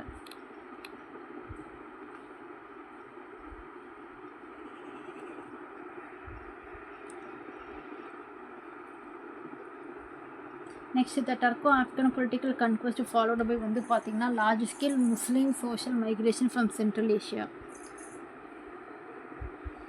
அதாவது சுல்தான்ஸ் அந்த நோபல்ஸ் வந்து பார்த்தா மோஸ்ட் இம்பார்ட்டன்ட் ப்ரிவிலேஜ்டு கிளாஸஸ் அந்த டைமில் வந்து பார்த்திங்கன்னா சுல்தானுக்கு அடுத்த நோபல்ஸ் இவங்க பார்த்திங்கன்னா ரொம்ப ப்ரிவிலேஜ்டு ராயல் கிளாஸஸ் வந்து பார்த்து சொல்கிறாங்க. இந்த நோபிலிட்டி இனிஷியலி வந்து பார்த்திங்கன்னா ட்ரக்ஸுக்கு மட்டும்தான் கொடுத்துருந்தாங்க. அந்த டைம் வந்து ஆஃப்ரிக்கன் ஈரானியன் இந்தியன் முஸ்லீம்ஸ்லாம் அந்த டைமில் வந்து நோபல் பீப்புளாக இல்லை. But personal status of an individual in Islam depends solely on one's abilities and achievements, not on one's. But so once converted to Islam, everyone treated as equal to everyone in the society. அந்த டைமில் வந்து அவங்களோட personal status mobility எதை வச்சு அவங்க base பண்ணாங்களோ ஒருத்தரோட talent ஒருத்தரோட எபிலிட்டிஸ் அவங்க எப்போ அவங்களோட அச்சீவ்மெண்ட்ஸை வச்சு தான் அவங்க எல்லாமே வந்து பர்சனல் ஸ்டேட்டஸ் வந்து டிபெண்ட் பண்ணாங்க, பர்த்தை வச்சு இல்லைங்கிறத அவங்க சொல்கிறாங்க. நெக்ஸ்ட் ரிலீஜன் மோனோதீசியம் எல்லாருக்குமே தெரியும். பகவத்கீதா இதில் வந்து இதில் வந்து எல்லாமே ஹைலைட் பண்ணி கொடுத்துருக்கிறது மட்டும்தான் வந்து நம்ம படித்தாலே போதும். மற்றது எல்லாமே வந்து பார்த்திங்கன்னா அவங்களாம் வந்து சொல்கிறதுக்கு தான். பகவத்கீதா அல்பெருனி வந்து பகவத்கீதாவில் என்ன சொல்லியிருக்காங்கன்னா proximity to Islam did help to move to மோனோதிசம் from periphery to the centre. இந்த மாதிரி கோட்ஸ் எல்லாம் வந்து ஆத்தர்னால வந்தெல்லாம் அதையும் வந்து ஸ்டேட்மெண்ட் டைப்பை கேட்பாங்க. இதையும் நம்ம பார்த்துக்கணும். 13th centuryயில் கர்நாடகாவில் Veerashaiva Lingayat sect of Karnataka founded by Basava believe in one god. Caste distinctions deny பண்ணாங்க. விமனுக்கு பெட்டர் ஸ்டேட்டஸ் கொடுத்துருந்தாங்க. பிராமின்ஸ்க்கு வந்து இப்போ ப்ரீஸ்ட்ஹுட் இல்லாமல் இருந்துச்சு. அந்த டைமில் தான் தமிழ்நாட்டில் வந்து composition of the Siddhars who sang in Tamil of one god criticised caste and brahmins. அதாவது சித்தர் வழியோட தமிழ்நாட்டில் அந்த டைமில் தான் வந்துச்சுங்கிறது சொல்கிறாங்க.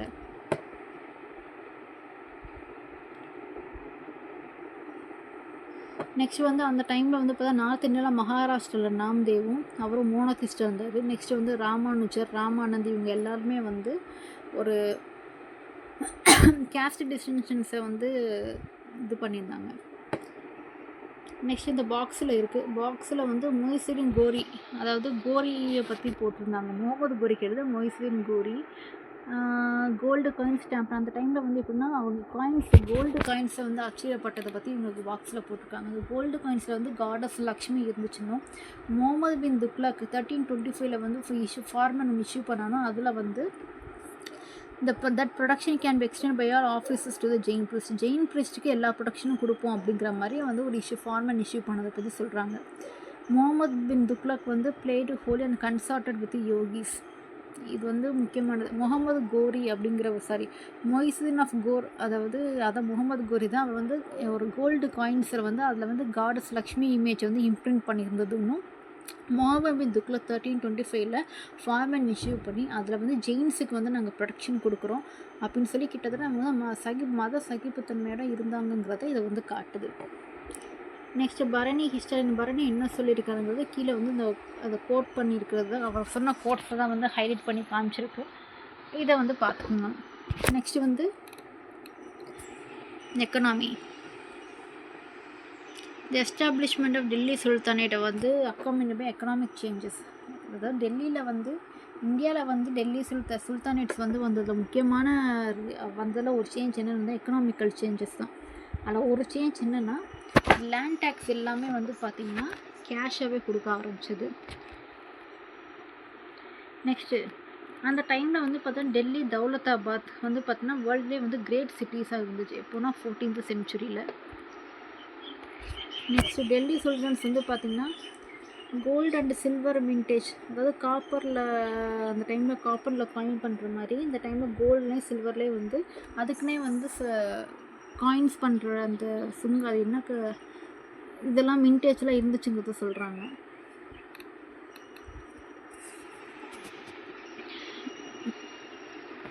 நெக்ஸ்ட் வந்து இர்ஃபான் ஹபீப்ஸ் என்ன சொல்கிறாருன்னா, India sectional trade both overland and oceanic grew considered during this period அப்படின்னு சொல்கிறாரு. இதையும் வந்து பார்த்துக்கணும். நெக்ஸ்ட் வந்து trade and urbanisation. Delhi sultan வந்ததுக்கப்புறம் இன்டர்னல் ட்ரேட் வந்து ரொம்ப வந்து அதிகமாச்சு. கோல்டு காயின்ஸ் வந்து rarely issue India after Gupta எம்பையரில் தான் வந்து கோல்டு காயின்ஸ் வந்து இஷ்யூ பண்ணாங்க. குப்தா எம்பையருக்கு அப்புறம் கோல்டு காயின்ஸோட யூசேஜ் வந்து கம்மியாச்சு. பட் அதுக்கப்புறம் இவங்க வந்ததுக்கப்புறம் கோல்டு காயின்ஸ் வந்து யூசேஜ் அதிகமாச்சுங்கிறத சொல்கிறாங்க. இந்த டைமில் வந்து ட்ரேட் கில்ட் எதுவுமே இல்லை. நெக்ஸ்ட்டு வந்து என்னென்னா, குஜராத்திஸ் அண்ட் தமிழ்ஸ் வந்து டாமினேட்டட் வந்து sea trade. Hindu Multanis and Muslim Khurasani and Afghan Iranians வந்து பார்த்திங்கன்னா overland trade with central Asia. Next வந்து இண்டஸ்ட்ரியல் எக்ஸ்பர்டைஸ். ஸ்பின்னிங் வீல் வந்து ஈரான்லேருந்து, ஸ்பின்னிங் வீல் வந்து சைனீஸ் வந்து இங்கே கண்டுபிடிச்சோன்னு தெரியும். பட் அது வந்து இந்தியாவுக்கு வந்து யாரால் வந்துச்சுன்னா ஈரான் மூலமாக வந்துச்சு. எப்போ 15th century. இதனால் அவுட்புட் வந்து அதிகமாச்சு. நெக்ஸ்ட்டு வந்து இன்ட்ரடக்ஷன் வந்து ட்ரெட்லர்ஸ் இந்த லூம். நெக்ஸ்ட் வந்து செரிகல்ச்சர் சென்டர் வந்து பெங்காலில் 15th century வந்துச்சு. இதெல்லாம் வந்து யாரால் எப்படின்னா டெல்லி சுல்தான்ஸ் இவங்களால நடந்த வந்து ஒரு எக்கனாமிக்கல் சேஞ்சஸ் பற்றி நம்ம பார்க்குறது. நெக்ஸ்ட் வந்து எஜுகேஷன். நெக்ஸ்ட் வந்து அந்த பேஸ் வாஸ் வந்து மக்டப். மக்டப்ங்கிறது என்னென்னா, இப்போ வந்து மக்டப் மத்ராஸா அப்படிங்கிறது பார்த்திங்கன்னா அந்த டைமில் இருக்கிற ஒரு எஜுகேஷன் இன்ஸ்டியூஷன். வந்து மக்டப் அப்படிங்கிறது சில்ட்ரனுக்கு வந்து எழுதுறதுக்கு படிக்கிறதுக்கு மட்டும் சொல்லிக் கொடுக்குறது. இதுவே ஹையர் எஜுகேஷன் வரைக்கும் போகணும் அப்படின்னா மദ്രാஸா வரைக்கும் போவாங்க. இந்த மദ്രാஸா வந்து யார் எஸ்டாப்ளிஷ், எந்த டைமில் எஸ்டாப்ளிஷ் பண்ணி 11th century சென்ட்ரல் ஏஷியா ஈரானில் வந்து எஸ்டாப்ளிஷ் பண்ணது. இந்தியாவிலேயே பெரிய மദ്രാஸா வந்து யார் க்ரியேட் பண்ணது அப்படின்னு பார்த்தா ஃபெரோஸ் ஷா துக்ளக் தான் கட்டினது. எங்கே இருக்குன்னா டெல்லியில் இருக்குது. நெக்ஸ்ட் வந்து பர்னீஸ் டிஸ்கிரிப்ஷனை பற்றி, குரான் கமெண்ட்ரி பற்றி போட்டிருக்கு, அதையும் பார்க்கணும். நெக்ஸ்ட் வந்து சிக்கந்தர் லோடி. அவர் என்ன பண்ணியிருக்காருன்னா அவர் வந்து மக்டப்ஸ்லேயும் மத்ராஸஸ்லேயும் டீச்சர்ஸ் அப்பாயிண்ட் பண்ணதை பற்றி இதில் வந்து போட்டிருக்கு. நெக்ஸ்ட் வந்து ஹிஸ்டோரியோகிராஃபி. ஹிஸ்டோரியோகிராஃபி என்னென்னா இது சோர்ஸஸ். அந்த டைமில் யார் யார் என்னென்ன புக்ஸ் எழுதுனா என்னங்கிறத வந்து இதில் போட்டிருக்கு. சாச்சா நாமா, அப்புறம் வந்து மின்ஹஜ் சிராஜ் டப்பாக்கட்டை நசிரி எந்த வருஷத்தில் எழுதியிருக்காங்க, யார் எழுதியிருக்காங்க, எத்தனால் எழுதியிருக்காங்கிறது இதில் இருக்குது. நெக்ஸ்ட் இதை வந்து சும்மா ஜஸ்ட் பார்த்துக்கிட்டாலே போதும். என்ன புக்கு யார் ஆத்தருங்கிறத பார்த்துக்கிட்டாலே போதும். நெக்ஸ்ட்டு வந்து சூஃபிசம் வந்து பார்த்திங்கன்னா இந்த டைமில் 13 14th century வந்து சூஃபிங்கிறது அது ஒரு பர்டிகுலர், அது ஒரு எப்படி சொல்கிறது, ரிலீஜியஸ் கம்யூனிட்டி. அது அந்த இஸ்லாமுக்குள்ளேயே அந்த டைமில் அவங்க வந்து எமர்ஜ் ஆனாங்கிறத காட்டுது. நெக்ஸ்ட்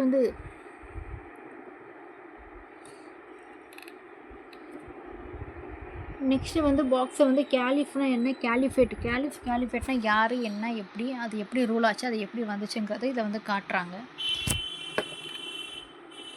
நெக்ஸ்ட் வந்து காஸ்ட் அண்ட் உமன்.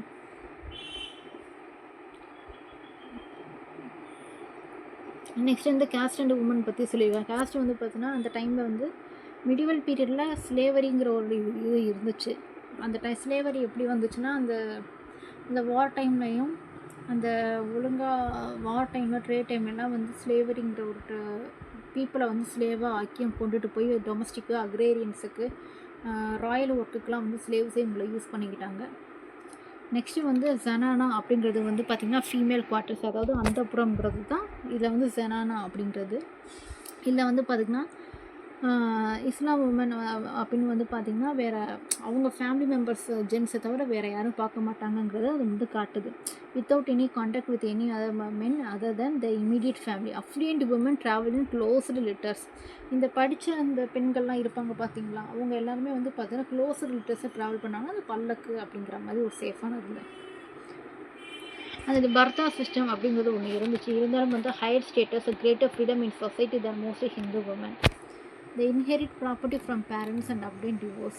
நெக்ஸ்ட்டு வந்து பார்த்திங்கன்னா பாக்ஸில் வந்து சுல்தான் ஃபெரோஸ் ஷா துக்ளக்கை பற்றி போட்டிருக்காங்க. அவர்கிட்ட வந்து 1,80,000 ஸ்லேவ்ஸ் இருந்தது. நம்ம ஃபஸ்ட்டு இப்போ வந்து துக்ளக் டைனஸ்டியில் பார்த்தோம் இல்லையா, அதில் 12,000 வந்து ஆர்டிசன்ஸாக ஒர்க் பண்ணுறாங்க. நெக்ஸ்ட்டு வந்து அவரோட மினிஸ்டர் கான் ஜஹான் மக்பல் அப்படிங்கிற 2,000 உமன் ஸ்லேவ்ஸ் வந்து அவர்கிட்ட இருந்தாங்க.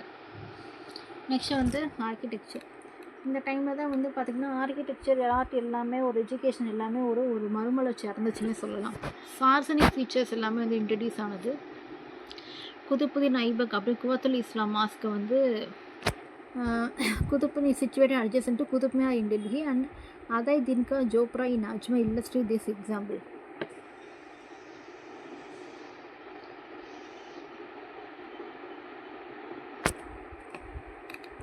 இதில் வந்து என்னென்னா த பல்ப் அண்ட் டூம்ப், அந்த பல்ப் அண்ட் டூப் மேலே வந்து பார்த்திங்கன்னா ஒரு ட்ரூ ஆர்ச் இருந்துச்சுங்கிறத காட்டுறாங்க. நெக்ஸ்ட்டு இந்த அலை தர்வாசா, அது யார் கட்டுறது பார்த்தா அலாவுதீன் கில்ஜி.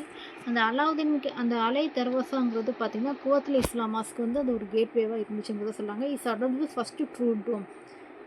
நெக்ஸ்ட் வந்து பேலஸ் ஃபோர்ட்ரஸ் வந்து யார் கட்டினா Ghiyasuddin Tughlaq and Muhammaduddin Tughlaq in Tughlaqabad. Next Tomb of Ghiyasuddin Tughlaq introduced a system of sloping walls bearing the dome and raised platform. அதாவது கியாசுதீன் துக்ளக்கோட டூம்ப் வந்து பார்த்திங்கன்னா அவர் எதை இன்ட்ரடியூஸ் பண்ணால் ஸ்லோப்பிங் வால்ஸ் எல்லாமே வந்து பார்த்திங்கன்னா ஒரு ஸ்லோப்பியாக இருக்கும். நம்ம இப்போ இருக்கிற வால்ஸில் எப்படி ஸ்ட்ரைட்டாக இருக்கும், அது ஸ்ட்ரைட்டாக எப்படி கட்டுறாங்களோ அது மாதிரி இல்லாமல் ஒரு ஸ்லோப்பாக சாய்வெல்லாம் இருக்கும். அந்த மாதிரிலாம் வந்து இன்ட்ரடியூஸ் பண்ணாங்கிறத காட்டுறாங்க இன்னும் Ghiyasuddin துக்ளக்கோட டூம்பில்.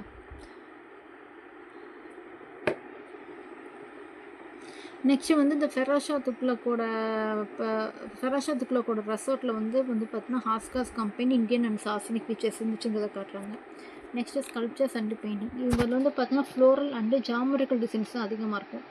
அரபஸ்க், the art of decorating the building with Quranic verses inscribed with the calligraphy.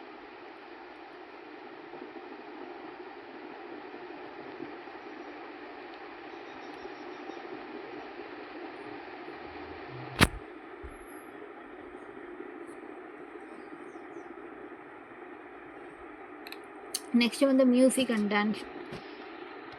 இந்த இன்ஸ்ட்ருமெண்ட்ஸ் வந்து பார்த்திங்கன்னா ரபாப், சாரங்கிற இன்ஸ்ட்ருமெண்ட்ஸ் அவங்க யூஸ் பண்ணாங்க. அமீர் குஸ்ரோ அப்படிங்கிற என்ன சொன்னாங்கன்னா இந்தியன் மியூசிக் வந்து had preeminence over all the other music in the world அப்படின்னு அமீர் குஸ்ரோ சொல்கிறாரு. இந்த சூஃபி சாமா அப்படிங்கிறவர் வந்து சூஃபி ப்ராக்டிஸை வந்து சொல்கிறாரு. லவ் போய்ட்டு விசிட் பண்ணுறதை பற்றி சொல்கிறார். பீர் போதன் அப்படிங்கிறவரை பற்றி ஒரு சூஃபி செயின்ட்டு, அவர் வந்து கிரேட் மியூசிஷியன். இந்த ஃபெரோஷா துக்ளக் அப்படிங்கிறவன் பார்த்தீங்கன்னா music litter synchronisation by translating Indian Sanskrit musical work Ragadarpan into Persian.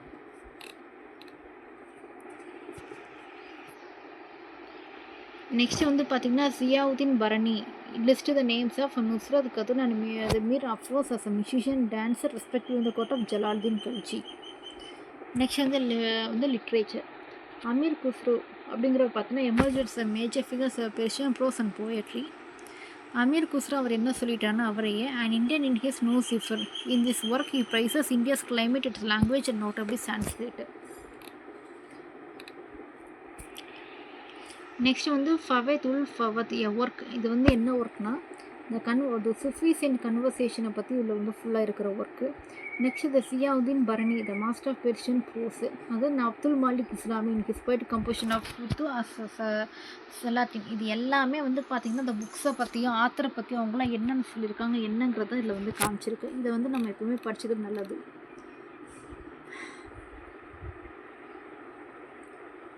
Delhi Sultan did not hamper the progress of the Sanskrit literature. The Sanskrit continued to be the language of high intellectual thought.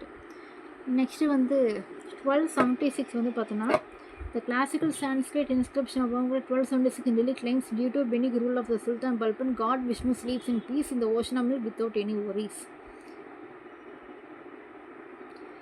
இந்த மாதிரி சொல்கிறாங்க. The Srivara in his Sanskrit work Katha Kautuka included the story of Yusuf and Suleika as a Sanskrit love lyric.